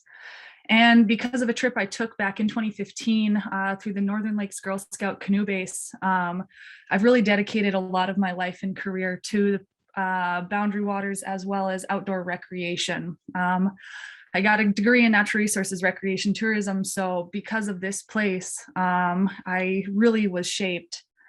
This is such an incredible wilderness area. And back in 2015, as a 14-year-old, this was unlike anything I had ever done or experienced before. And it was fundamental in the shaping of who I am as a person. Since 2015, I did go on to be a guide. And I've also seen in the over 30 groups of people I've guided, this place has been fundamental in shaping them as well as women and people of courage, character, and confidence. Nowhere else can you step away from the stigma of society and get out and be yourself and learn and find confidence in your own ability. This is such an incredible place for not only kids to grow and learn in, but also adults. Many of the adults I've guided out here have walked away from this place deeply, deeply impacted. And it's kind of helped them to discover really more of their passions in life, leaving their office jobs and going out and finding more of what they really want to be doing. I'm originally from Colorado. I grew up in Idaho Springs, which is where the gold rush began. So the area I grew up in does have a lot of mining heritage as well. In high school, I was even a gold digger, which was our mascot. And so to move out into this community in Ely and to have a very similar community that I had back in my hometown, it's really special, and it's something that I very much appreciate. But I didn't move here for mines. I moved here for this wilderness area. And another part about being from Colorado, Colorado doesn't have anything like the Boundary Waters. This is such an incredible place to be able to go out 50 miles into the wilderness under my own power, drink straight from the lake, and be able to have a moment of quiet that I don't get really anywhere else. And all of the people I have guided agree. They love this place. And I see that the value of this place is not what we can take from it, but rather the value of the Boundary Waters is what we can learn, experience, do, and see in this wilderness. And this wilderness also has value just in its own existence. This place has given us so much, and we deserve to give it something back. We need to protect the Boundary Waters, and that is why I am in support of this mineral withdrawal. Thank you so much for your time today. Thank you, Madeline. Lisa, you're up next, and we've given you the virtual microphone. You can unmute now and begin your comments. Hi, it's Lisa Gruyere. Can you hear me? We can hear you. Excellent. I'm originally from the southwestern corner of Minnesota, where it is all prairie. And I went to the Boundary Waters on a youth group, which was life-changing. Not only could you drink the water, but I made lifetime friendships that have not only been, I would say, life-altering, but to be able to be in a wilderness where the silence was the loons at night, and learning what an actual bear claw looked like on a tree, and how to put food up on a tree so you don't, you still have food in the morning. Things like that when you're a kid are only read in books. So the fact that there is a place in Minnesota to go to is pretty remarkable. And learning about mining, learning about science, learning about everything that the world has to offer as a young kid, and how it all comes together is pretty precious.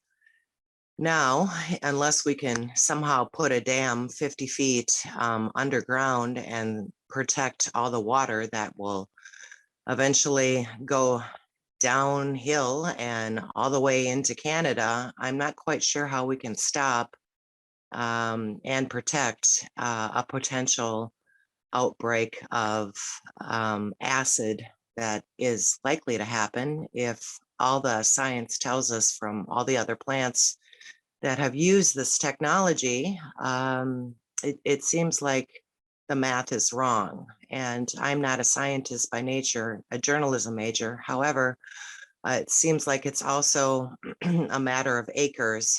Where I come from in farmland, there's distinct protocols on how many feet you need to have from your farming facility to make sure that the groundwater isn't running and destroying your drinking water and vice versa. It also looks like if the mining is going to be going on for, say, 50 years and the potential management afterwards is going to be 200 years, that the math is off as well, or what we would need to charge the potential mining for the back end of taking the minerals out versus what could potentially be the damage afterwards. So that isn't really in the Thank you so much for your comments, Lisa. Up next, we have Wabangonqui Raven.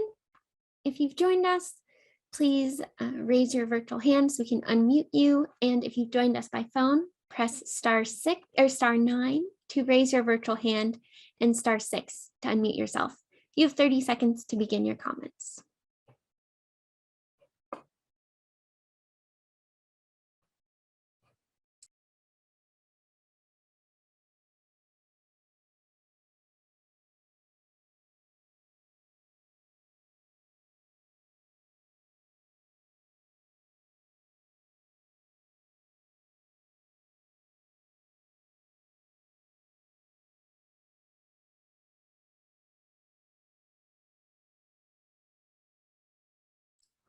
All right, we will go on to our next 5 speakers. Please raise your hand to help us locate you in the meeting room and help you get your microphone unmuted. Our next 5 speakers are Joanne Huss, James Arnold, James Gurn, Jason Quiggin, Lincoln Fetcher. And again, if you're joining by phone, press *9 to raise your hand and *6 to unmute. Joanne, you are up first, and we'll go ahead and give you the virtual microphone.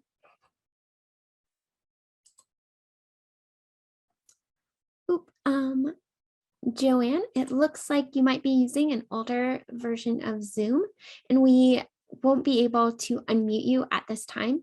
If you'd like to rejoin the meeting after downloading a newer version of Zoom, we'll come back to you. Up next, we have James Arnold. James, if you are joining, go ahead and you have 30 seconds to begin your comments. Go ahead and raise your hand by selecting *9 if you've joined by phone and *6 to unmute. You have 30 seconds.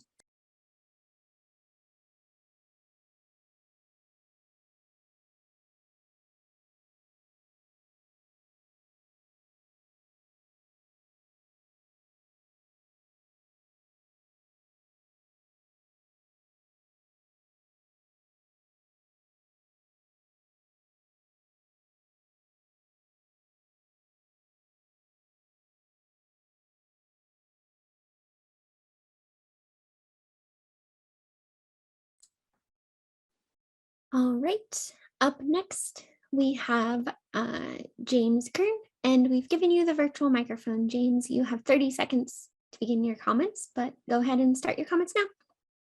Great, thank you. Can you hear me okay? We can hear you. My name is James Gurn, and I'm a pediatrician in Madison, Wisconsin. My church has a 50-year history of leading youth groups into the boundary waters, and I started leading Boundary Waters canoe trips about 25 years ago when my children started high school. My kids all learned about the great outdoors in the Boundary Waters, and it really made a lifetime impression. Notably, my daughter is now a wilderness ranger in the U.S. Forest Service, and both of my sons are regular campers. We took hundreds of high school kids on these trips, and they were all positively and profoundly affected by their wilderness canoeing trip. I've since gone on about 20 trips with family and friends, and I just love the wildlife and pristine wilderness. The trips are really the highlight of the year for me. We generally stay in hotels or rental cabins in either Grand Marais or Ely on the way in. Shop to outfit the trip, have a good dinner, and get a good night's sleep. I know the towns around the Boundary Waters have a thriving outdoor recreation economy, and we contribute to this enterprise every year. I wanted to participate in this conference to help save the Boundary Waters because it really is a unique wilderness and a watershed with some of the cleanest water on Earth. It's also an essential habitat for wild animals, including moose and a whole host of waterfowl. Fires and climate change already stress the wilderness environment, and we need to take additional actions now to safeguard the Boundary Waters for future generations. My main concerns are pollution from sulfide ore, copper mining on the edge of the Boundary Waters. The associated pollution includes light, air, water, and noise. And clearly mining and acid mine drainage can cause a tremendous amount of pollution in mining in each of these areas. So in summary, I support preserving the Boundary Waters canoe area as a unique and pristine wilderness. The generation before us set aside and protected these lands for wildlife and for camping and maintained the unique watershed for future generations. The Boundary Waters is America's most visited wilderness area, so let's do our part to protect this irreplaceable environment by approving this ban and safeguarding this national treasure. So I urge the U.S. government to approve the proposed mineral and geothermal leasing withdrawal in Superior National Forest. And thank you very much for your time today and allowing me to speak. Thank you, James. Jason Quicken, you're up next. Jason, if you've joined us, go ahead and raise your virtual hand. If you've joined by phone, you can select *9 to raise your virtual hand and *6 to unmute. You have 30 seconds to begin your comments.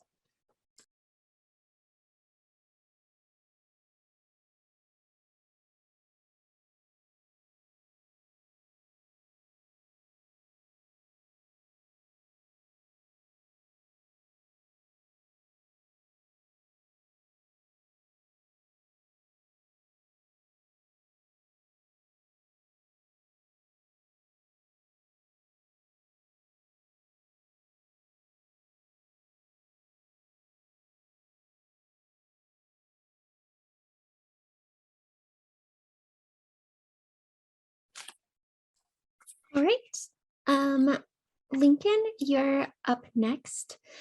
Go ahead and begin your comments. You have 3 minutes. Thank you very much. Can you hear me? We can hear you. Good.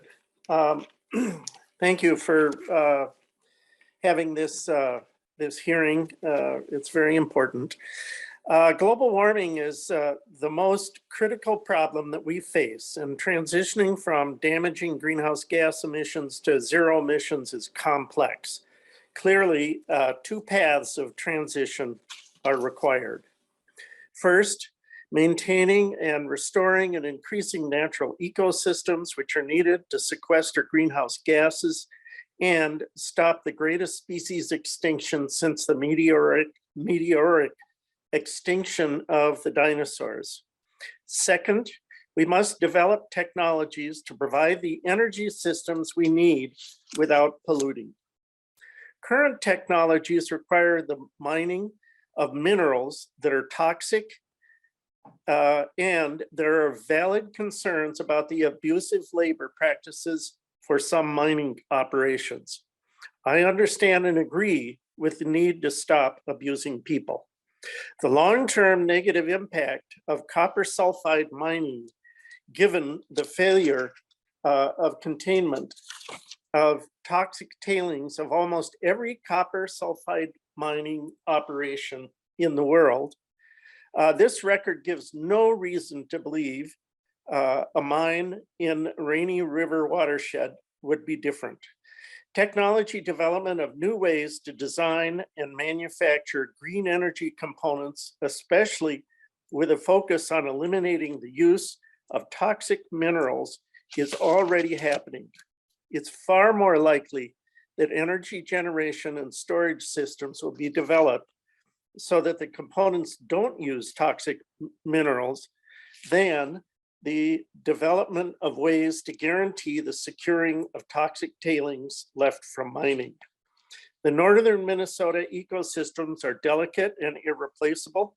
We need it protected for recreation and more so for mitigating global warming. We must protect natural environments as the highest priority. Mining toxic chemicals is a short-term endeavor that will leave long-term environmental risks. The withdrawal of mineral leasing in Rainy River watershed should only be the first step in protecting this environment. Remember, mining is becoming more and more automated, meaning fewer and fewer jobs. 20 seconds. The Boundary Waters canoe area as a recreation destination brings far more people spending money and supporting far more businesses and families than any mining ever will. I support this withdrawal effort. Thank you, Lincoln.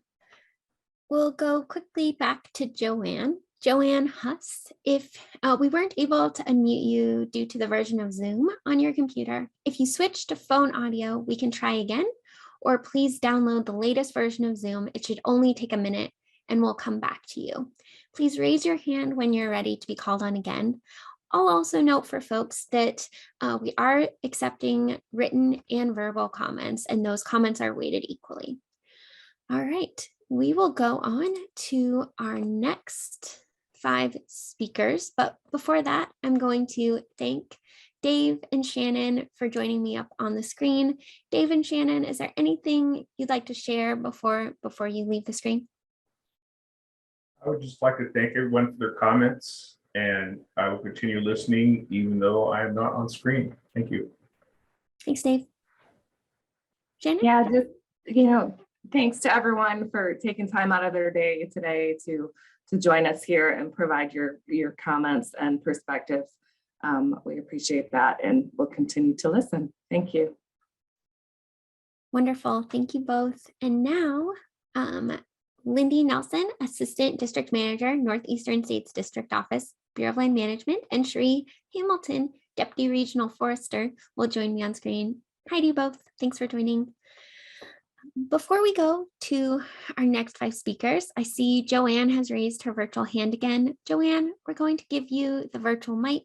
If you've joined by phone, you can select *9 to raise your virtual hand and *6 to unmute.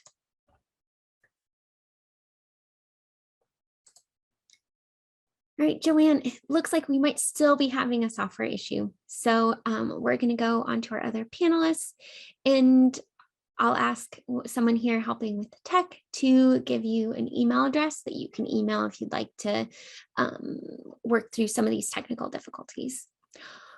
Our next 5 speakers are, and sorry, before I say those names, I'll share that please raise your hand if you're joining us, so that way we can easily unmute you and find you in the virtual meeting room.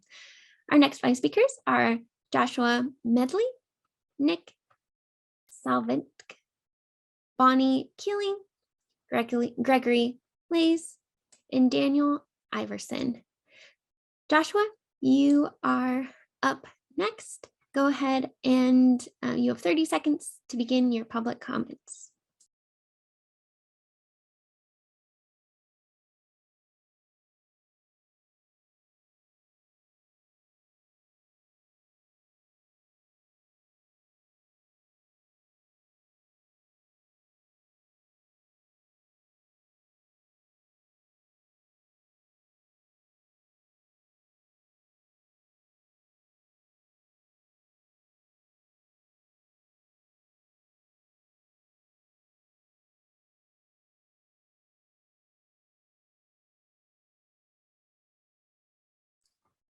All right, next is Nick Salvik. Nick, if you're joining us by phone, go ahead and press *9 to raise your virtual hand and *6 to unmute. You have 30 seconds to begin your comments.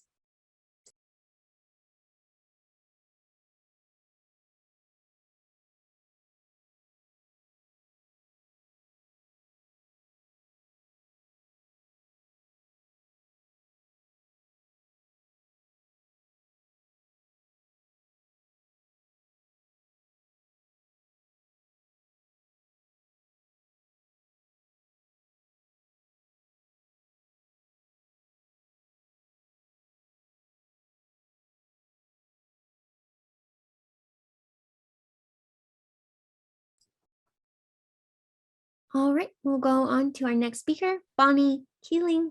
Bonnie, if you're joining us, and I see we've given you the virtual microphone, you can begin your comments now. Can you hear me? We can hear you. Okay. My name is Bonnie Keeling. I live in Duluth, Minnesota. I am 70 years old and still an active user of the BWCA. I was 17 when we moved to northern Minnesota, having grown up in the Pacific Northwest doing backpacking and mountain climbing. Upon arrival, my dad found out about the BWCA before it was a federal wilderness, and we became regular users, summer canoe trips, and even winter trips on snowshoes and skis. When my kids were infants, they also, I think my daughter was 9 months old for her first Boundary Waters trip. My son and daughter each brought their to-be spouses into the Boundary Waters as a trip to make sure that they were the right partners. Currently, my grandchildren, fourth generation of my family, have been in the Boundary Waters since they were toddlers. And I wish and hope that their children will also have such a pristine wilderness. I've been listening all morning. It is very clear that the details of copper mining and its very poor record of environmental safety around the world. This plant plans to be in Birch Lake, which flows into Quishwe River and ultimately the Rainy River watershed. I have paddled most of those rivers and lakes. The mining site will also affect the newly designated International Dark Sky Sanctuary, one of only 14 in the world.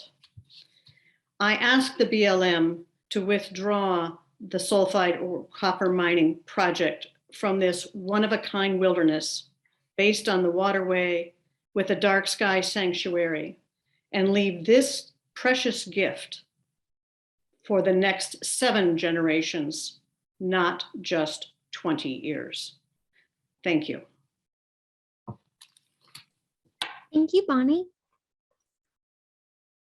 Up next, we have Gregory. Gregory, we've given you the virtual microphone. Go ahead and begin your comments. You have 3 minutes. Thank you, Rachel. Can you hear me okay? We can hear you. Great. My name is Greg Lace, and I live in Minneapolis, and I'm speaking in favor of withdrawing federal lands from mining. Like several other speakers, I first visited the Boundary Waters through YMCA camping. It changed my life, and I decided to dedicate my career to sharing those experiences with people of all ages, backgrounds, and abilities. I'd like to just make 2 points here in my comments, the first of which was mentioned by several others, and that is that the Boundary Waters is America's most visited wilderness, which is significant, and I think by itself incompatible with mining. The second point, and this was germane to what I did for a lot of my years, the Boundary Waters is the most accessible wilderness for people with disabilities. The interconnected lakes and rivers of the Boundary Waters allow persons with mobility impairments and millions of others to experience and enjoy this pristine area. And it is that very interconnectedness that makes the Boundary Waters more susceptible to a sulfide wastewater spill, which is, and of course, I think many of the opposition's concern over allowing mining to go ahead in the watershed there. So, which we cannot afford to lose the Boundary Waters, I'll close by urging the BLM to withdraw these unique public lands from mining. Thank you very much. Thank you so much, Gregory. Daniel Iverson, you're up next. We've given you the virtual microphone and you can begin your comments. You have 3 minutes. Can you hear me? Yes, we can hear you. Oh, great. I'm not a technical genius. Okay, well, good morning, America. With an appreciative nod to our BLM and U.S. Forest Service panelists. And briefly, who am I? Well, I grew up in sodbuster country of southern Minnesota, where there wasn't much for lakes, streams, or forests. Of course, it's not as bad as North Dakota, where the state tree is the telephone pole and the only drinking water comes from the Missouri River.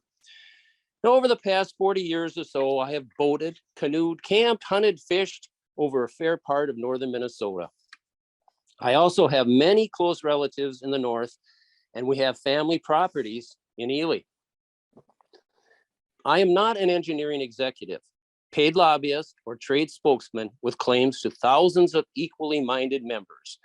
I'm a special interest of one, with hopes that my voice is for the millions of uninformed Americans and their unknowing loss if our northern Minnesota's pristine lakes and streams fall prey to sulfide mining.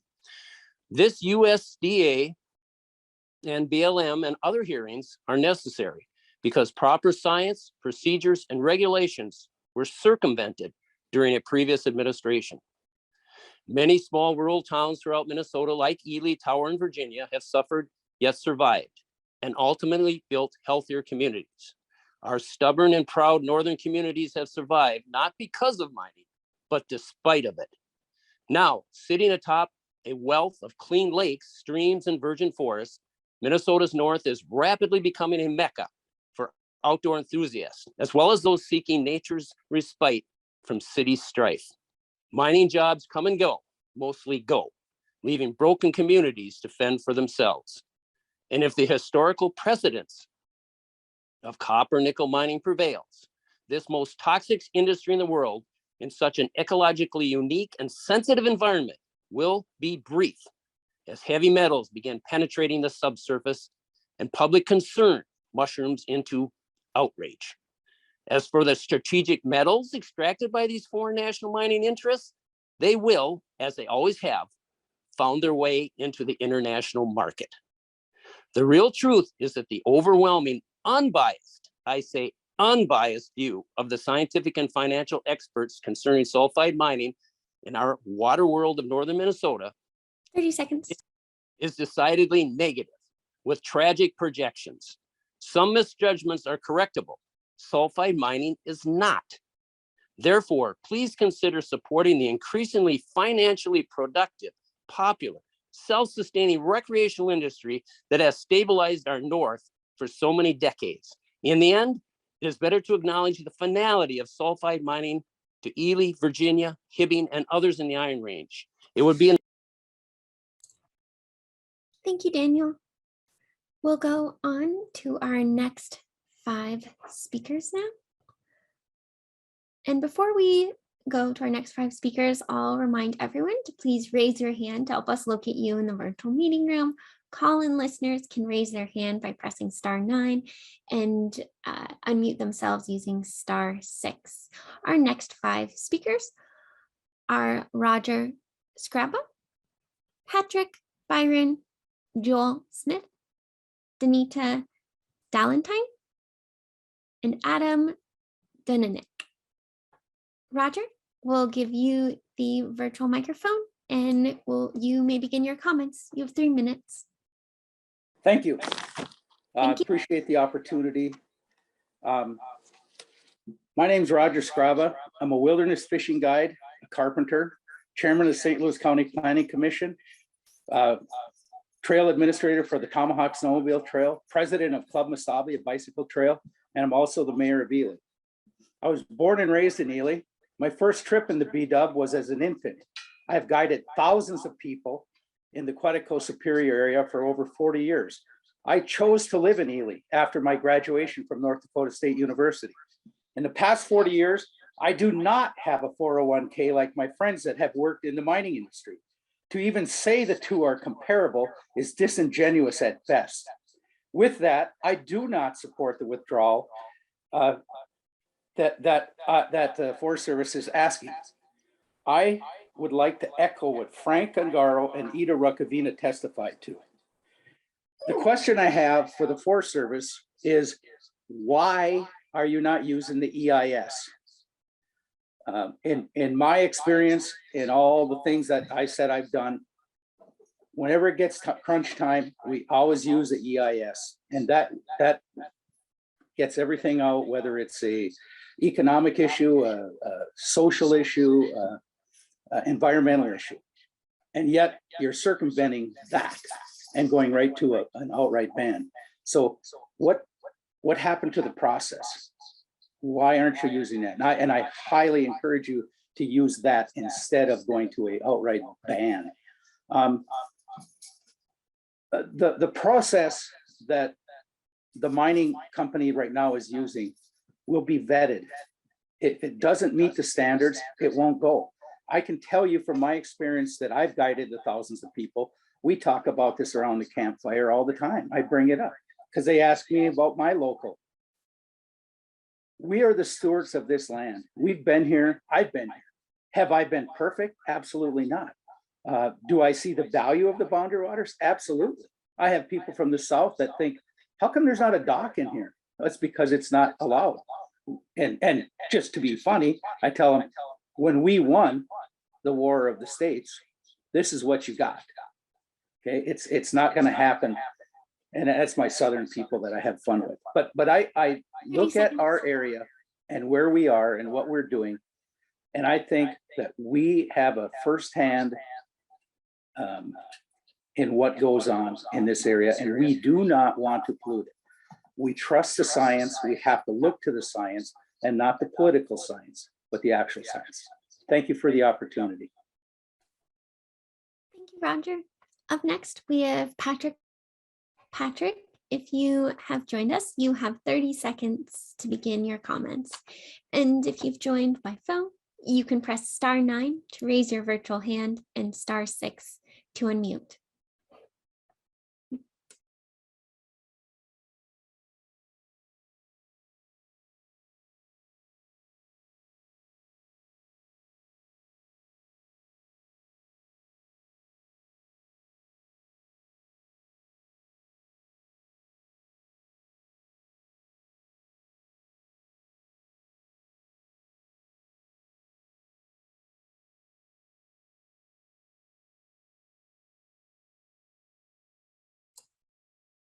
All right, we'll move on to Joel. Joel, you may begin your comments now. You'll have 3 minutes. Good morning, and thank you for the time to speak today. My name is Joel Smith. I have been a proud 31-year member of LIUNA, Labor's International Union of North America. I'm speaking today on the concern of the proposed mining withdrawal. The economy in northern Minnesota depends on mining. Tourism is fine, but it doesn't pay the bills. Northern Minnesota communities were built on mining. And mining doesn't just create jobs, mining creates careers with family sustaining wages while providing quality healthcare. We can responsibly and safely mine critical minerals here in Minnesota that are needed to transfer clean energy, instead of in other countries of the world that have no regulations to protect environment, along with child labor and worker protections. The concerns raised by supporters of the withdrawal are already addressed by existing federal and state environmental regulations. The withdrawal proposal ultimately prevents investments in new projects and reduces the likelihood of businesses and workers remaining in or coming to our communities. Finally, I urge you to reject the ban for a 20-year withdrawal on mineral leasing and exploration in the Superior National Forest. The federal government should focus on working with Minnesota to figure out how we can safely produce the minerals needed for solar, wind, and electrical vehicles right here at home without harming the environment, with good paying jobs, rather than exploiting child labor. An EIS is what the law requires, and it's the right thing to do. Thank you for the opportunity today to voice my concerns.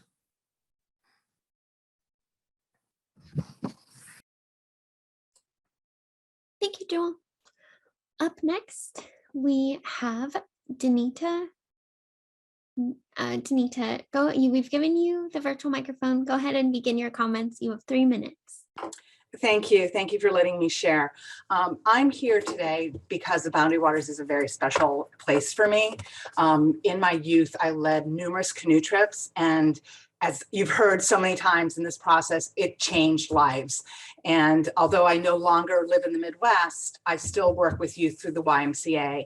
And one of the biggest things that I have come across in the last couple of years since the pandemic hit is our youth who are struggling with mental health, and they need places like the Boundary Waters. I think this pandemic has so shown us how important places like the Boundary Waters are, and that we need to preserve and protect them. It's for the future of our youth. And as I said, it's a place that has changed people's lives, and we need it to be here for the future for them. Thank you. Thank you. Up next, we have Adam Dunik, and we also have 2 call-in listeners with their hands up.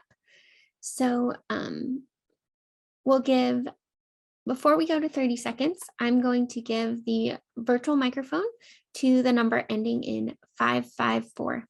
Will you please identify yourself? You can press *6 to unmute.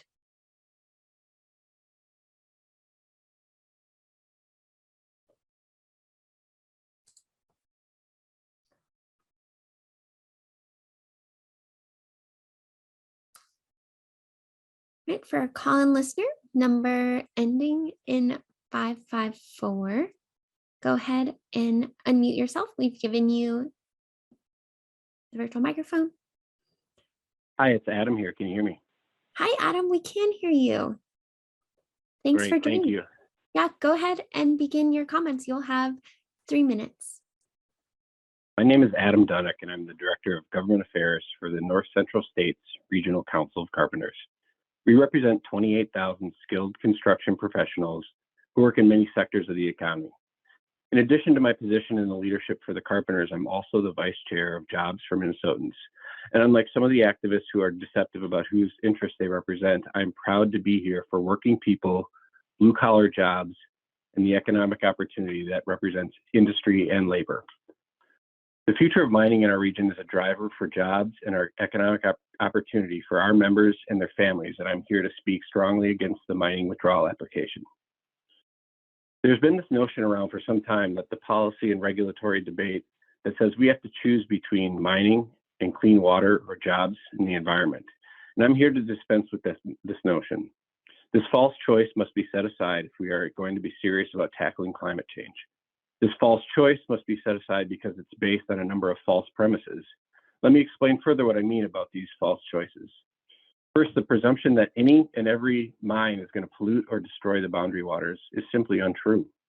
The studies cited by those who support the withdrawal don't study modern mines designed and developed after NEPA. And they are arguing that we're using 19th century science to define and inform a 21st century decision. It's complete nonsense and shouldn't be taken seriously. I've heard a lot of folks claim that non-ferrous mining has never been done successfully without polluting a water-rich environment like the Superior National Forest. That is also simply not true. First, there is currently an active non-ferrous mine in the same watershed as the Boundary Waters across the border in Canada, the Rainy River Gold Mine, which has operated since 2017 without incident. Secondly, look no further than the Flambeau Mine in Wisconsin, which opened in 1993 and was closed successfully in 1997, leaving the adjacent river cleaner than it was when it opened. Eagle Mine is a current nickel mine being operated in Michigan, which began its operations in 2014, and it's been operating since then without incident. These are 3 examples from North America alone, and there are other global examples that I could give from countries such as Finland. We heard at the beginning of the meeting that the United States Forest Service has unanswered questions around copper nickel mining. To get your questions answered, we need to study a site-specific mine, as each geological formation is different and unique. Each mine plan is different. Each mine is designed based on the geological structure, and so each mine is unique and should be studied on its own merits. In conclusion, it will take science, technological advances, and a complete determination to be a part of the change that so many of us are hoping for. That determination must include further study and not closing the door on options that are right in front of us. We will need every tool available to have a strong economy and a vibrant environment if we're going to combat climate change and be positioned. Thank you so much, Adam. And we appreciate your comments and all of the comments we've received today. We'll go to our next 5 speakers now. And our next 5 speakers are Joanne Stockinger, Chris Fredson, Reed Karen, Rebecca Leistig, and John Willis.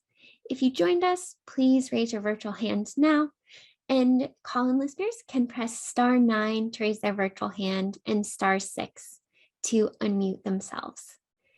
And Joan, you're up next. We've given you the virtual microphone. You have 3 minutes. Thank you. Can you hear me? We can hear you. Okay, thank you. First of all, everything I wrote down has already been said very well by others, but I'm going to go through it and put my own words to it. I am a lifelong Minnesotan from Minneapolis, currently born and raised in Stearns County, 73, retired. I've been thinking a lot about what it means to be an elder and what elders have to contribute. I first went to the BWCA when I was in 1960. So some of you, that's a very long time ago. I've returned dozens of times. It is a place of great peace and connection. And it's hard to put words to this, but one thing I think that happens to people there is you get to feel the immensity of the world in a quiet and safe place, and also feel the smallness of being yourself, and it's okay to be small. And I think as a country and as a species, this is something we need to encourage, that combination of being in a very large place and being important but small. I do have an MBA from an Ivy League school, Yale, and I worked in manufacturing for Honeywell. I worked with the labor movement for 10 years in Canada, looking at job retention strategies. I'm very committed to jobs, to blue-collar jobs.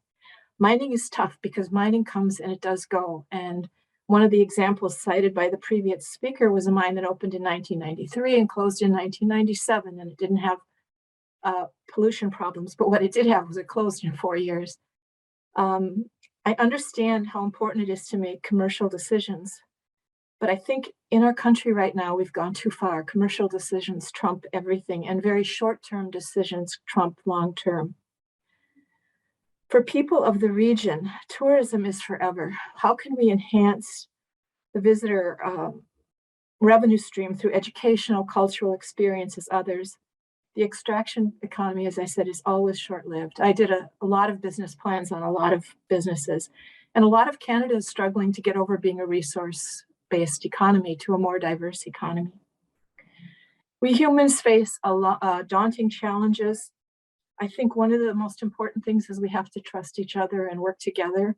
And one of the ways we can build trust is to have sacred trusts. And I think the boundary waters for a lot of us, and could be for is a sacred, small s, not really a sacred place. And if we can share that commitment, we might be more likely not to go after each other as things get harder. For resources to be extracted, it's my understanding they can be extracted in the future if we really need them. It's not a very significant contribution today. Maybe someday it will be essential. I really wish for the mine workers and people jobs. What happened with the mine workers has been devastating. So we need to use the R of reduce, reuse, repurpose to be refuse. And it's hard for us to refuse, but I think please do.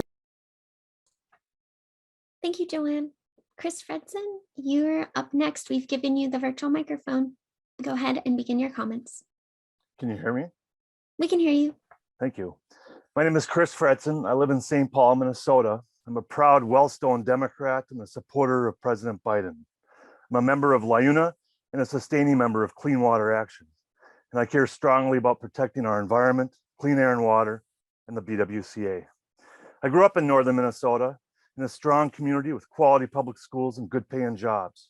I value my time spent fishing on our lakes and hiking in our parks. And I believe all Minnesotans deserve these opportunities that rely on both access to economic opportunity and the protection of our natural resources. I support safe and responsible mining because it helps grow Minnesota's economy, and it delivers tens of millions of dollars annually to all 337 public school districts in Minnesota. Growing up north and spending time on the Iron Range, I've seen firsthand the difference that mining has made in Minnesotans and communities' well-being. Mining jobs are family and community supporting jobs. More than 20 years ago, I remember the day when LTB Steel Company announced that it would permanently shut down its taconite plant in Hoyt Lakes, laying off 1,400 workers in a city with a population of 2,000 people. It was devastating. Safe and responsible mining projects, ferrous and non-ferrous, help northern Minnesota workers and communities stay strong and build back. I support safe and responsible non-ferrous mining because critical minerals are needed to build clean energy infrastructure. One of the most significant contributions Minnesota can make to fight climate change is by leading the world in the safe and responsible production of copper, nickel, cobalt, and other critical minerals. Northern Minnesota sits on top of the world's largest untapped reserves of these minerals. There is no reason to ban mining in the Rainy River watershed as long as a mining company can show that they can protect our environment. If non-ferrous mining can be done safely and responsibly at the New Gold Rainy River mine in Canada's Rainy River Basin and at the Eagle mine in Michigan, I believe we can mine safely and responsibly in the Superior National Forest. Banning mining in the Superior National Forest is also hypocritical. We cannot call for more public school funding and clean energy sources on one hand, and then cause the state to lose billions of dollars in potential revenues that support K-12 education and shut out the development of the very minerals needed to make the transition to clean energy. Please follow the science and the correct process for public decisions that have major environmental consequences. We need a formal EIS before making a decision that could hurt our economy and our efforts to fight climate change. Thank you. Thank you, Chris. Reed, you're up next. We've given you the virtual microphone. Go ahead and unmute yourself. You have 3 minutes. Yes, can you hear me? We can hear you. Thank you. My name is Reed Caron. I'm a full-time resident of St. Louis County, Minnesota. I live near Ely. I have owned property in St. Louis County for 35 years. I live here because of the boundary waters. I support the proposed mineral withdrawal. Opponents of the withdrawal speak as if copper mining were a benign activity of unmitigated good for construction workers, the economy, and the fight against climate change, as if it would have no impact on land and water and wildlife and people. It's as if they envision an activity that would occur in some kind of hermetically sealed bubble that would not impinge on the real world. Nothing could be farther from the truth. A 2014 presentation by Mining Minnesota, the sulfide mining industry organization, says, quote, mining by its nature and scale causes significant changes in the landscape and ecosystem, end quote. That's an understatement. The Duluth complex ore is less than 1% usable metals. Any mining activity that would be economically viable would be vast. Roads, rail lines, power lines, pipelines, processing plants, paste plants, ventilation stacks, waste rock piles, and tailings piles would cover and fragment many thousands of acres of woods and wetlands. The scale is confirmed by the permit and lease applications of mining companies. They run for many miles from Birch Lake east along the southern edge of the boundary waters, along multiple waterways that flow directly into the boundary waters. The argument that the headwaters must be mined for minerals to help slow global warming's threat to the boundary waters reminds me of a bizarre statement by an officer during the Vietnam War. We had to destroy the village in order to save it. Mining in the headwaters would massively harm the boundary waters by polluting its waters and destroying thousands of acres on the edge of the wilderness. Allowing mining to proceed in the Rainy River headwaters would exacerbate climate change harm. First, the Quetico Superior ecosystem has been identified as one of the 5 most important regions in the nation for habitat to help plants and animals survive the climate crisis. Second, a mine on the scale necessary to be economically viable would use huge amounts of electricity. Based on the mine plan that Twin Metals has put forward, estimated annual CO2 emission equivalents for such a mine include 1/5 of the total CO2 released from the average US coal-fired power plant for 1 year. emissions equal to adding about 165,000 passenger vehicles to the roads for 1 year. It would take an entire year for 640,000 acres of US forest to sequester the same amount of carbon. The Superior National Forest belongs to the people of the United States, whether they live in Ely, Minnesota or Tampa, Florida. I urge the Forest Service and the BLM to complete the withdrawal on behalf of the people of the United States. Thank you very much for your time. Thank you, Reed. Up next, we have Rebecca Leistig. Rebecca, if you've joined us, you have 30 seconds to begin your comments.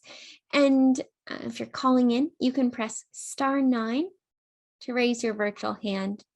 And then we'll give you the microphone and *6 to unmute yourself.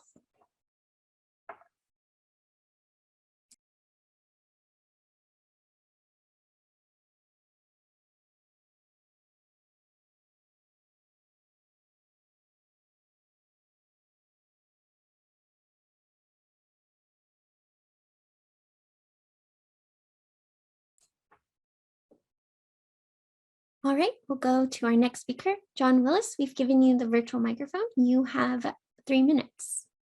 Hi, can you hear me? We can hear you. Hi, my name is John. I want to voice my support for the proposed moratorium on copper sulfide mining, and I urge the BLM to withdraw the land for 2 reasons. First, I believe the BWCA is a national treasure as both a source of clean water and a place of profound beauty, and it is profoundly threatened with irreparable harm by mining. So many of us have had a deep relationship with the land and waters there in our lifetimes, and I would like to be able to preserve the integrity of the BWCA for my children so they can experience that same incredible, majestic place. Opening it up to mining threatens the waters, land, and all of the people nearby with toxic waste, and we're kidding ourselves if we think there won't be accidents that pollute and harm those waters, lands, and people near the mines in irreversible ways. As one study noted, 93% of copper mines in the US have experienced a spill or accidental release. This means there is an overwhelming likelihood that copper mining in the BWCA will result in irreversible environmental harm to some of the cleanest water in the world. The second reason I would like to remind the BLM and the Forest Service of its legal obligations to honor the rights of Indigenous peoples to hunt, fish, and gather in the BWCA. Hard rock mining, which includes sulfide or copper mining, is America's most toxic industry, as others have noted. Threatening the waters and land in the BWCA with toxic mining waste, noise pollution, and constant industrial activity threatens not only the future of clean water and recreation in the BWCA, but the fish and game as well. And the BLM is obligated to prevent these impacts in order to honor the rights of Ojibwe folks who have a sacred relationship with those lands and waters. And they reserve the right to hunt and fish there.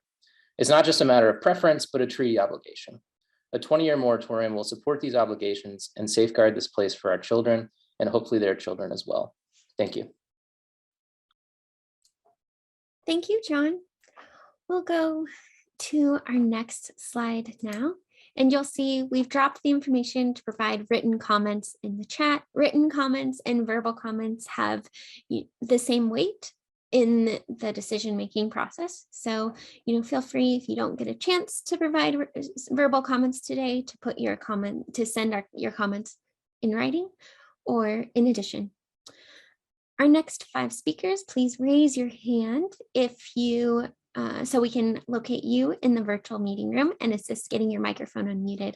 Call-in listeners, press *9 to raise your virtual hand. We'll give you the virtual microphone and *6 to unmute yourself. Our next 5 speakers are Kyle Sobaski, Scott Beauchamp, Deborah DeYoung, Patrick O'Connell, and Lindsay Lane. All right, so Kyle Sobaski, you have 30 seconds to begin your comments. And please, if you're calling in, please press *9 to raise your hand. And then we'll give you the virtual microphone and *6 to unmute. Thanks.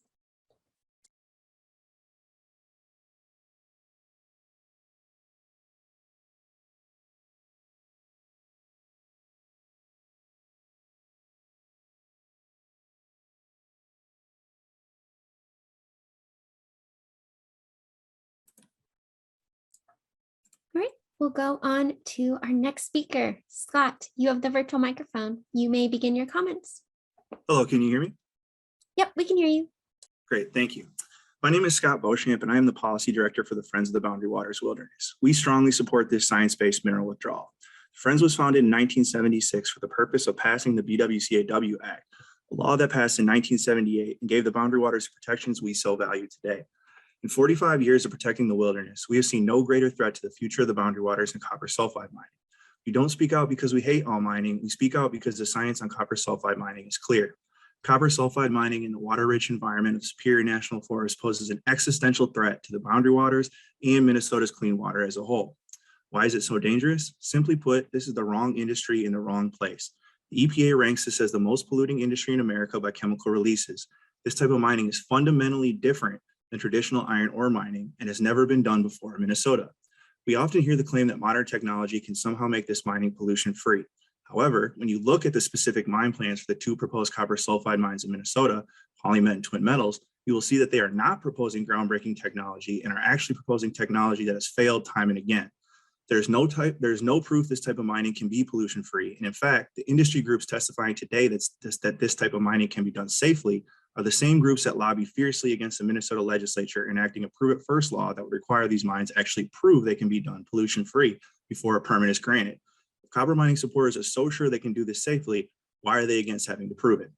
Another false claim often made by supporters of these projects is that we need to mine the Duluth complex to stop climate change. This is not true. The focus needs to be on recycling as much as possible because it is a real and environmentally friendly solution. If the US were to increase its copper recycling levels to match those of the EU, it would create more copper than 5 twin metals. Why won't industry groups acknowledge this fact? Because they don't see a financial gain from recycling. But the financial gain of a select few is not a reason to pollute some of the cleanest water on Earth. Additionally, these mines would produce massive amounts of carbon every year. According to the EPA's greenhouse gas calculator, emissions from twin metals would emit the equivalent of between 89,000 and 235,000 passenger cars every year. This is far from climate friendly. In closing, what do we stand to lose if this type of mining is allowed to go forward and pollute the BWCAW? First of all, the most visited wilderness in America that is home to some of the cleanest water on Earth. Additionally, thousands of family sustaining jobs that depend on a clean wilderness. Some people may say these jobs are somehow not as valuable as future copper sulfide mining jobs, but I'm certain the families who buy their groceries, pay their mortgage, and pay for their children's healthcare with income from outdoor recreation jobs would disagree. Clean water, not copper or any heavy metal, will be our most valuable resource in the future. We must do everything in our power to protect our clean water, and this mineral withdrawal is an excellent and necessary step to ensure our clean water is protected for future generations. Thank you to the BLM and your Forest Service and the Forest Service for your critical work on this issue. Thank you, Scott. Up next, we have Deborah DeYoung. Deborah, if you've joined us, go ahead and raise your virtual hand. You can raise it if you've joined by phone by pressing *9, and then we'll allow you to unmute yourself by pressing *6. You have 30 seconds to begin your comments.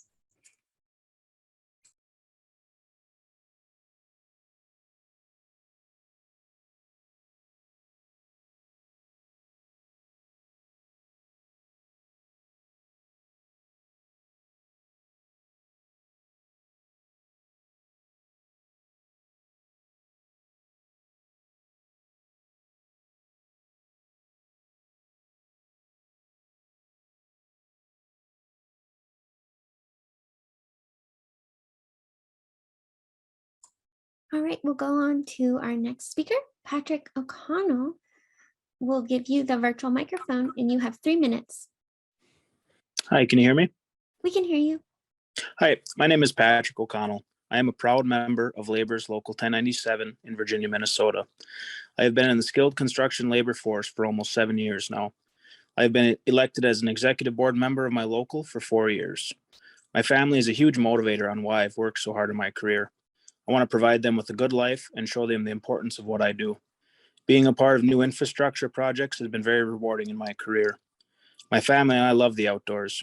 We spend a lot of time camping, hunting, and fishing. I believe we are responsible to keep it clean and safe for future generations and should trust the science to give the opportunity to prove this point that we are able to keep it that way. Imposing a huge withdrawal on the land based on people's feelings and not facts isn't the way to do it. All that breeds is opposition to any real regulation. Our area has many generations of safe mining experience. We've already proved we care about the land and waters around us. We will show you, once again, that we do care and hold that safety in the highest regard. The federal government should reject a ban for a 20-year withdrawal.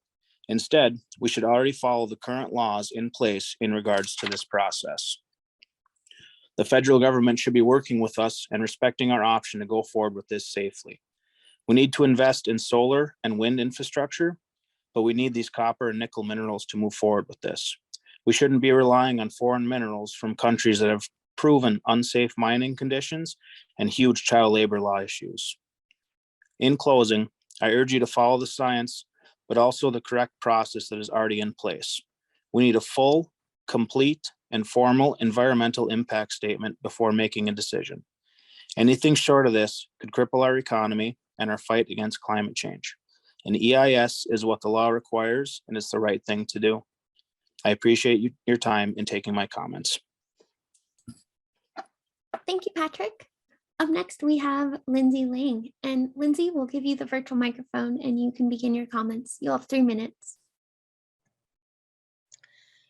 Good afternoon. I want to register my support for the proposed mineral withdrawal. My name is Lindsay Lang, and I'm a resident of Morse County, Minnesota. In weather like this, when the lakes are frozen, I can walk to the boundary waters from my house. But my opposition to sulfide ore mining here isn't simple NIMBYism. I am not opposed to the Twin Metals proposed mine merely because it is in my neighborhood. It is no mere chance that this is my backyard. When I first canoed this area in 1964, I realized it was special, and the peace and serenity of a wilderness canoe trip have lured me back summer after summer. I found not only this peace and serenity, but also the strength to undertake challenges I had previously thought beyond me. My youthful canoe trips were incubators for the confidence and leadership I brought to my adult life. 10 years ago, I made a life-changing decision to move from Washington, D.C. to Ely precisely because of its proximity to the boundary waters. At the time I moved here, I was unaware of the threat hanging over my new home. Since moving here, I've learned a lot. My vocabulary has expanded to include terms like acid mine drainage and dry stacking. I've been told that the proposed mines will create a boom economy with thousands of, quote, high-paying jobs. But I used to live in Butte, Montana. Many of my friends' fathers worked in the Anaconda Copper Berkeley Pit mine. A few years ago, I revisited my childhood home. The mine is gone, leaving only a toxic lake. When the mine closed in the mid-'80s, Butte's population and economy tanked. The former boomtown can now only boast its title as the largest Superfund site. This is not what I want to see happen here in Ely. Not only would the Twin Metals project be subject to the boom and bust cycle that plagues all mining economies, but this project wouldn't even produce the kind of boom Ely mining supporters envision.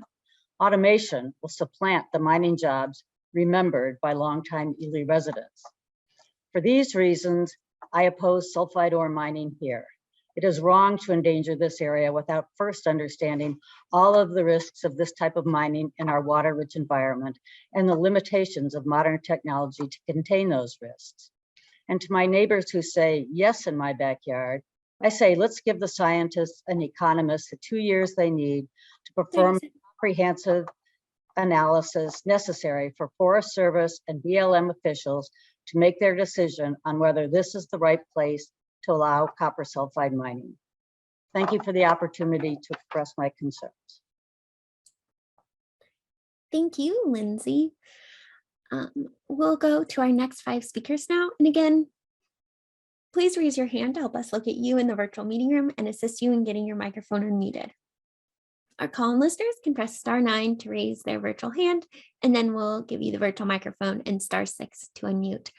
Our next 5 speakers are David Johnson, Marlise Rifle, Wesley Sisson, Barbara Draper, and Jerry Shilquist.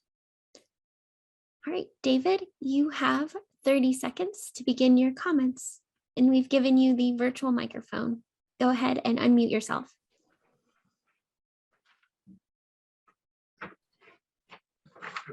Timer going. Right, where's the mic right there? Hi, David. Are you, we can hear something in the background, but if you'd like to begin your comments. Are you muted? You're muted. Hi, David, you're unmuted. Please begin your comments. Oh, looks like you muted yourself, David. We'll give you a second to unmute if you'd like. Hello? Hi, David, we You can hear hear me? you. Mhm. They're shaking their head, yes. Yep, Hi, go ahead and begin. my name is David Johnson. I am a senior citizen and the fourth generation Elyite. I graduated from Ely High School in 1968, and I worked as a miner for both Reserve Mining Company and Inland Steel, retired after 32 years of service. I am vehemently opposed to the proposal by the Biden administration to withdraw Forest Service lands in the Rainy River watershed and impose a moratorium on mining activity for 20 years. Banning mining on Forest Service lands where mining is a permitted activity will seriously damage and may kill Twin Metals' plans to develop its proposed copper nickel mine. Investments by businesses in new projects will then cease. The population of the Iron Range communities will continue to shrink, as well as K through 12 enrollment in our schools. Twin Metals has spent more than $550 million planning this project. When permits have been obtained, it will spend another $1.7 billion to construct the mine. The Twin Metals project has focused on reducing the footprint and potential environmental impact. The daily production rate has been reduced from 50,000 to 20,000 tons per day. Most significantly, the company now plans to manage the tailings by utilizing the dry stack tailings method. Some other additional features. The mine will not discharge processed water nor contact water. The mine will be underground, not an open pit. The project footprint is only 15% of that of an open pit mine. Using dry stacking tailings management eliminates the need for tailings ponds or dams, thus eliminating the risk of a dam failure and reduces the service impact by 35%. The potential for acid rock drainage has been eliminated. Also, 1/2 of the tailings will be stored at the dry stack facility. The remainder will be placed as cemented backfill in the underground mine. The dry stack facility will be lined and reclaimed with soil and vegetation. Mining will begin 4,500 feet underground. No mining will occur under the Birch Lake Reservoir, and the ore will be crushed underground, thus reducing noise. After the closure of the mine, the surface area will be revegetated. The modern mining techniques to be employed by Twin Metals ensure that copper nickel mining can be safely conducted in the Rainy River watershed with a minimum of risk to the BWCAW. I support mining. Thank you so much, David. We appreciate your comments. Up next is Marlise. Marlise, we've given you the virtual microphone. Go ahead and begin your comments. Thank you. Can you hear me? We can hear you. I want to make 4 points. I live on the Iron Range. I'm not a frequent user of the Boundary Waters, but I support the withdrawal. Secondly, I agree that we need precious metals to transition to renewable energy. Recycling precious metals from e-waste is an option that we have to implement as an alternative to mining in Northeast Minnesota. I've heard no one even mention this. The United Nations University predicts a doubling in e-waste by 2050. And right now we only recycle 20% of e-waste. There's a vast underused source. Already we get 68% of our nickel from recycling, according to the Nickel Institute. And according to the World Bank, the demand for nickel will increase 108% by 2050. The Copper Alliance estimates that the copper already in use and available to recycle is equivalent to 30 years of mine production. The World Bank predicts a 7% increase in demand for copper by 2050. Do the math. We have the precious metals we need under our noses in our garbage cans, and recycling also generates jobs.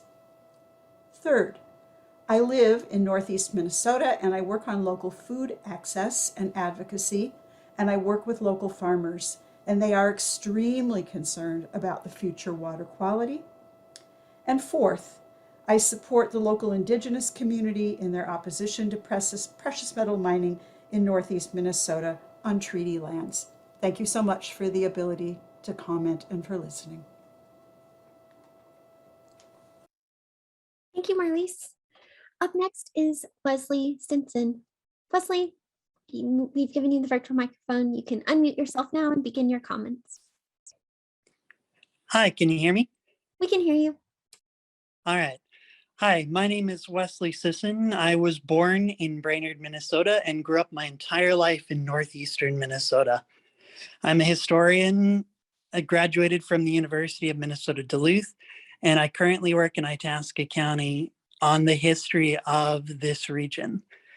And it is that history that makes me sensitive to the iron and taconite industry and its various communities in this region. Unfortunately, copper nickel mining in the United States and across the world does not have a good track record anywhere. As the EPA says, it is the most toxic industry in the United States. It has left a Superfund site at nearly every site where a mine has closed. That would be at the very edge of the Boundary Waters Wilderness, within striking distance of the Canadian border, and very likely will end up polluting it, as 98% of all copper mines in the United States have discharged some form of metals into the surrounding environment, which can actually be seen at the Flambeau mine in Wisconsin, regardless of the opinions of mining pundits. The DNR for Wisconsin actually puts that on their website. It is important to recognize that these international conglomerates that are using shell companies like Twin Metals are actively subverting the state process already, which has led to decades of fighting these very corporations in the courts. Their names are not on the permits, which means all of the consequences are on us, the taxpayers of Minnesota. That is not acceptable and not environmentally friendly or economically viable for this region.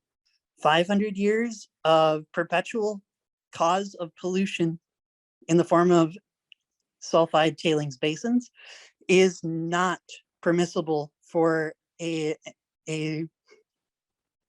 pristine environment such as the Rainy River watershed. This is extremely important to recognize the history of these corporations, their use of their shell companies to subvert the will of the Minnesota public, and how the process has failed, and I mean failed, to produce a viable copper mining industry for this region and its future. Thank you. These are the reasons why I support the withdrawal, and thank you to the panelists. Thank you, Wesley. Up next, we have Barbara Draper. Barbara, if you've joined us, you have 30 seconds to begin your comments. Please press *9 to raise your virtual hand if you've joined by phone, and then we can allow you to unmute by pressing *6.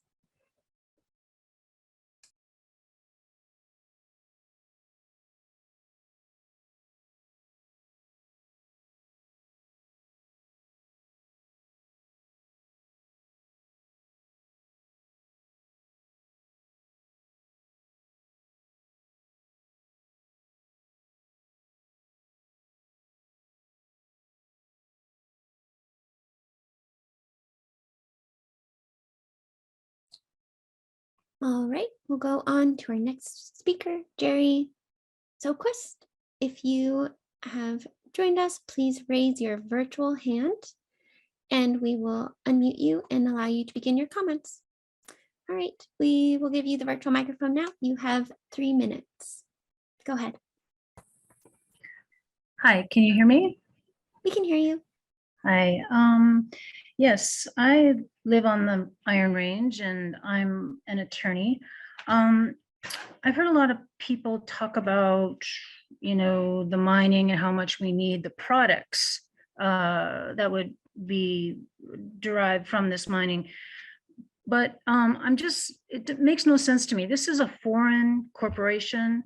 Why would we be, as Americans even, giving our precious metals away to a foreign corporation that's going to send them overseas? That makes no sense to me whatsoever. Also, I keep hearing, let's rely on the science. Yeah, let's do that, but not the science given to us by this corporation. That makes no sense to me whatsoever. Why, I don't understand why they're not willing to prove it. This kind of mining has never been done in a safe way, never. We are not willing to be the next guinea pigs for corporate profit. There's no such thing as a safe copper mine. And not only that, but the agency, the National Forest Service, has a duty to protect its citizens and future generations. It's called the public trust, which is a legal doctrine which I won't go into. And moreover, an extraordinary amount of mining would be required for this twin metals to be profitable. So their proposal is a canard. What they're proposing is just not, they're not being forthcoming about what they're really wanting to do. And time after time, we see these corporations come in, they extract our minerals, they go bankrupt and they leave. And there we are, left with the cleanup.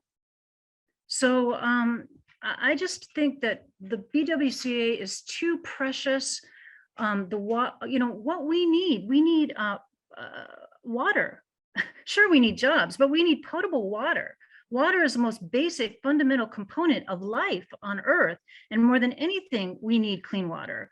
And our water is the one thing that we absolutely cannot negotiate.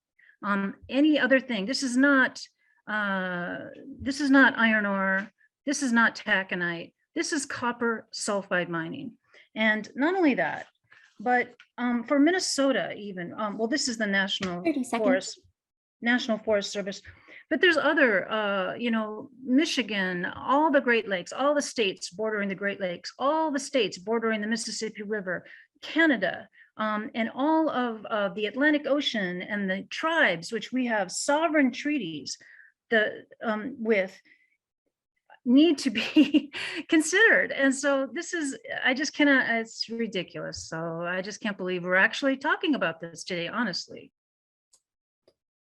Thank you so much, Jerry. We appreciate your comments. We'll go to our next slide now. This will be our last slide. We have about 10 minutes left for our public meeting. So before we list our next speakers, I will ask that you please raise your virtual hand to help us locate you in the meeting room and assist you with getting your microphone unmuted. And of course, if you've joined us by phone, please select *9 to raise your virtual hand and *6 to unmute yourself. Our next panelists are Michael Coppy, William Fath, Jeffrey David Ridge, Lawson Gertis, and Mark Freeland. All right, Michael, we've given you the virtual microphone. You may begin your comments.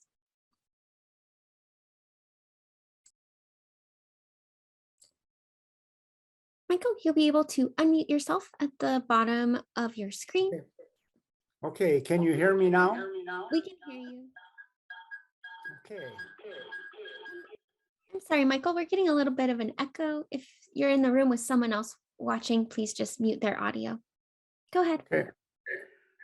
This is, oh, well, let's see here.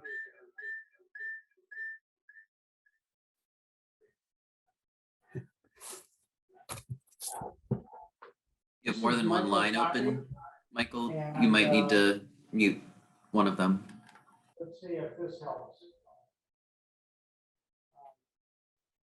I am for this withdrawal because are we still getting the feedback?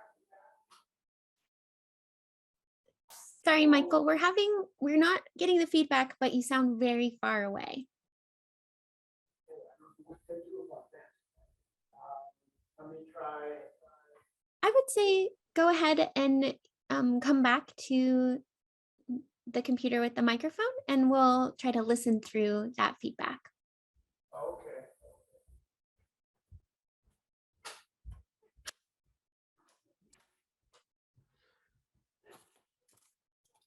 Okay. Let's see. So do I? Well, Go ahead and begin your comments.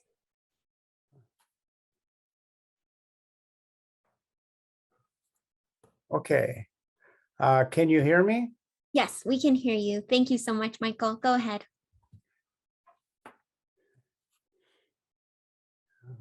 Come on. How do I get there?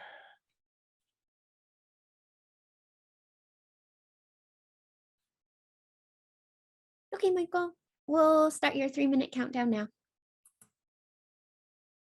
Hello? Hi, Michael. We can hear you. Go ahead.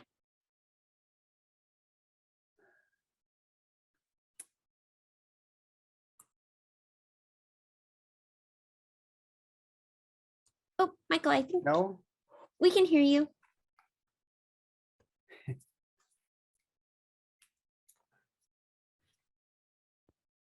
Hello?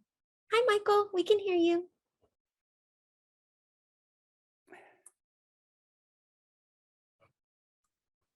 Can you hear me? We can hear you, Michael. Go ahead. Oh, okay. Finally. Thank you. Thank you. So I'm Michael Copy, live in Duluth, Minnesota, and I am for this withdrawal because copper nickel mining has never been done safely. And I'll give you some examples of mining disasters that we're still dealing with. The Somerville gold mine in Colorado, the company filed for bankruptcy, leaving cleanup costs to the public. The cost expected to be about $235 million and take at least 100 years to clean this up. The Zordaman Landusky mine in Montana in 1998, the company abandoned the site and filed for bankruptcy. After several lawsuits against the mining company and its creditors following the company's bankruptcy, Montana's taxpayers are still liable for anywhere from $8 million to $90 million from this mine. The Gilt Edge mine in South Dakota, the parent company, Dakota Mining, went bankrupt and abandoned the mine in 1999 with only $6 million in bonds in place, an amount insufficient to cover water treatment for even a single year. In 2000, South Dakota requested the site to be designated a Superfund site for long-term cleanup, leaving the burden of reclamation costs on the taxpayer. And so, you know, this is where we are with this mine as well as, this is where we are with both this mine and Polymet, is that the burden of whatever happens, because it has not been proven, is going to fall on the taxpayer. The tourism industry generates about $1.6 billion, that's with a B, in northeastern Minnesota. We would be putting all of that in jeopardy. Thank you so much, Michael. We appreciate your comments. Now we'll go on to William. William, we've given you the virtual mic. Please go ahead.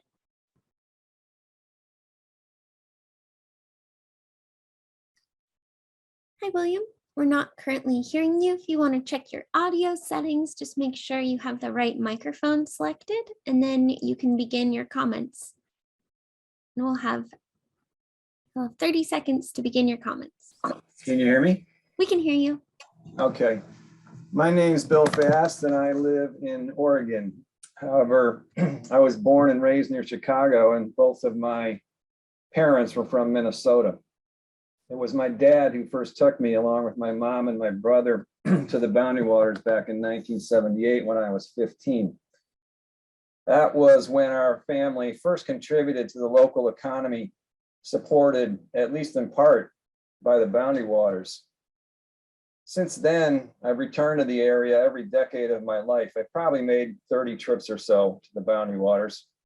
I'm now 58. My last trip there, along with my son, was in 2015. Had it not been for the pandemic, we would have already returned since then. Why do I keep going back? The Boundary Waters was the first place I visited that was largely untouched by humans. And I found that incredibly valuable physically, spiritually, emotionally, and mentally. As I've gotten older, I've realized how important it is for my mental health. And given the mental health crisis we have in this country, I think the value of the Boundary Waters will only increase over time in that regard. I still find those things valuable for me, obviously, which is why I intend to keep returning to the area for as long as I'm able, as long as it's not contaminated. But the proposed mining project risks contamination of the watershed. The proposed project has many red flags. As far as I'm aware, there has never been a similar mine developed that has not polluted surface water anywhere in the world. I heard one prior speaker talk about a mine that was opened in 2017. That was 5 years ago. I want to know what's going to happen 500 years from now, or from when the mine's put into operation. I'm a soil scientist, and I have worked in the environmental industry for 30 years. No project has zero environmental risk. How have the environmental risks for the proposed mine been calculated? Tailings from the mine would presumably be stored in lined lagoons of some sort, but all liners leak at some level. How can the public be assured that the liners will not leak, not just in 30 years, but after 500 years?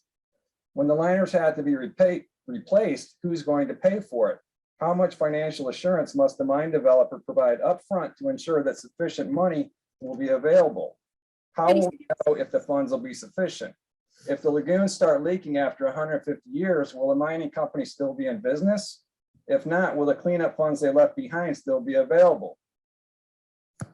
The problem with the proposed mine is its location within the watershed of America's most visited wilderness. In my view, the long-term risks of the watershed do not outweigh the short-term risks of the mine.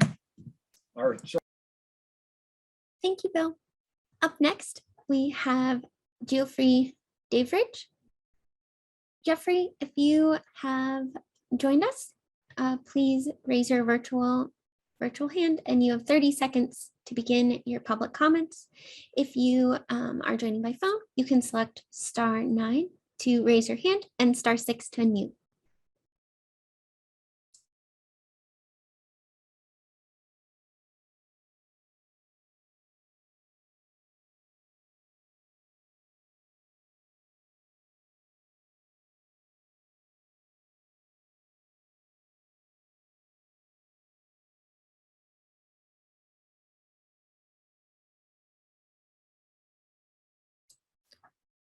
All right, we'll move along to Lawson. We've given you the microphone. Go ahead and begin your comments. Can you hear me? We can hear you. Great. Rachel, please skip the 30-second reminder. Okay. I have lived in the Rainy River Headwaters watershed for over 40 years. And as a wildlife biologist and landscape ecologist, I've spent my career working to protect landscapes of exceptional value in the Upper Great Lakes region. The Rainy River Headwaters is a 2 million acre landscape of high quality forests and wetlands encompassed by a system of lakes, rivers, and streams that are among the cleanest waters in North America. These near boreal forests of pines, fir, aspen, and birch grow ever more structurally diverse as they age, retaining soils and moisture, sequestering carbon, creating habitat, and recycling nutrients as fire-dependent forests. Wetlands and waterways gather, store, and distribute rainfall and nutrients from the top of the watershed to its outlet and merge with Canadian waters in their journey northward to Hudson Bay. This is a fully functioning landscape ecosystem of exceptional high quality. and is the foundation of all that is at risk with the pollution posed by sulfide ore mining. 90% of the Rainy River's headwaters is publicly owned and federally managed. The majority of these lands are within the Boundary Waters, Wilderness, and Voyageurs National Park. The development of sulfide ore mining upstream from these treasured, water-rich, federally protected areas would result in irreversible harm to these wilderness landscapes. In light of what is being revealed about the impacts of sulfide ore mining, it is clear that it would not only pose a multitude of unacceptable risks to biodiversity, human health, ecosystem functioning, to the Boundary Waters and Voyageurs, and to a growing regional amenity-based economy, but would also violate the treaty rights of the Anishinaabe people to hunt, fish, and gather, and the 1909 International Boundary Waters Treaty with Canada not to pollute their waters.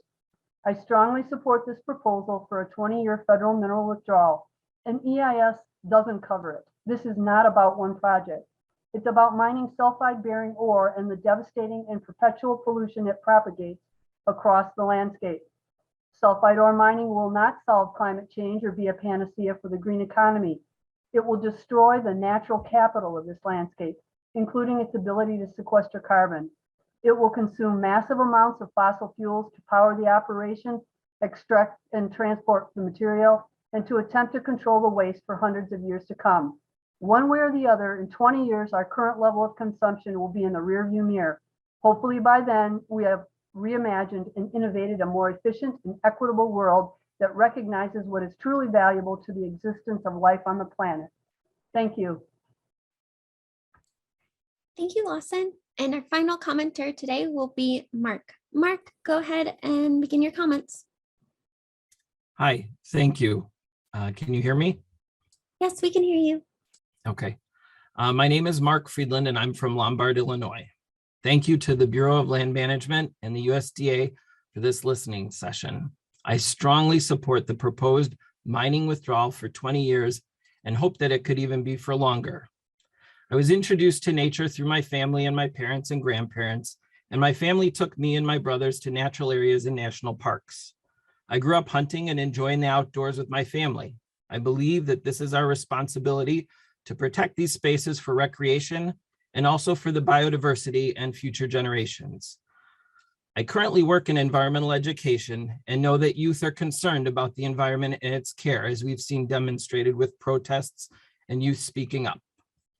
I'm a lifelong member of St. Paul Lutheran Church in Villa Park, and I'm now president of that church. Our tradition for our youth groups growing up in this church was to have summer trips. And one we started back in 1973, before I was born, was going to the Boundary Waters. This was an eye-opening trip for many youth over the years, and our adult leaders too. We have been dedicated supporters of Wilderness Canoe Base at the end of the Gunflint Trail. This wilderness area changes people's lives. The idea of supporting climate improvements by mining in protected areas and watersheds that connect to them is a false hope. Current forests and areas provide carbon sequestration and pockets of natural areas that provide beneficial environmental services. Cleaning waters, providing carbon sequestration in this more mature forested area and space for biodiversity is so important. 14 of 15 copper sulfide mines in the US have leaked. The waters of the Rainy River headwaters being damaged would be disastrous to this ecosystem.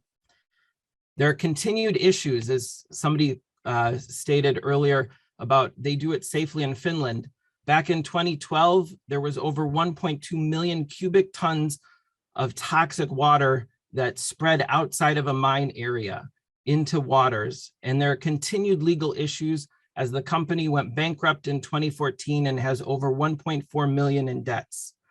Also in 2017, Antofagasta has caused problems around many of their mines, even in Chile. So what would they do in another country? My brother's father and friends and I returned for fishing trips each year.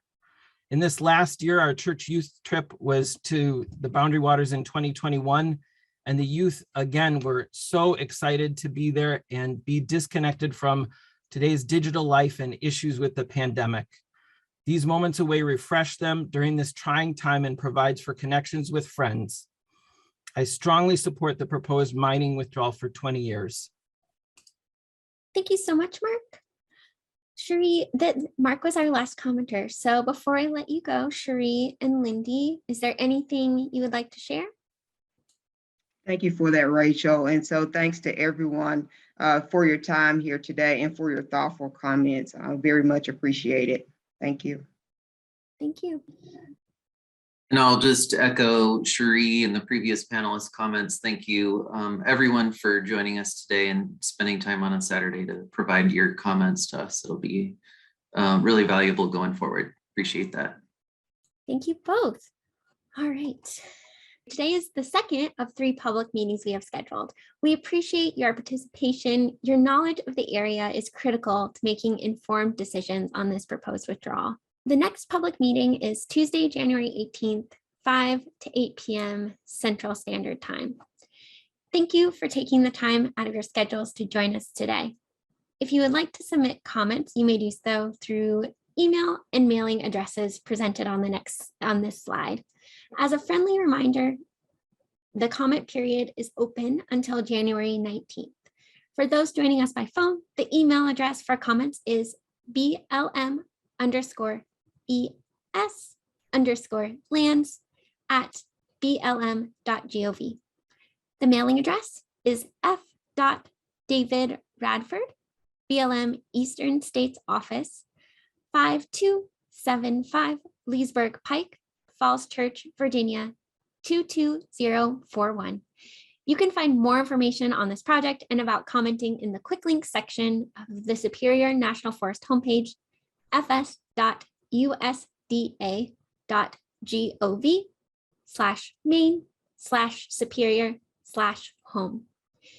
Thank you to everyone who joined us today, including our commenters, our panelists, and all of you who listened in. Enjoy the rest of your day. Goodbye.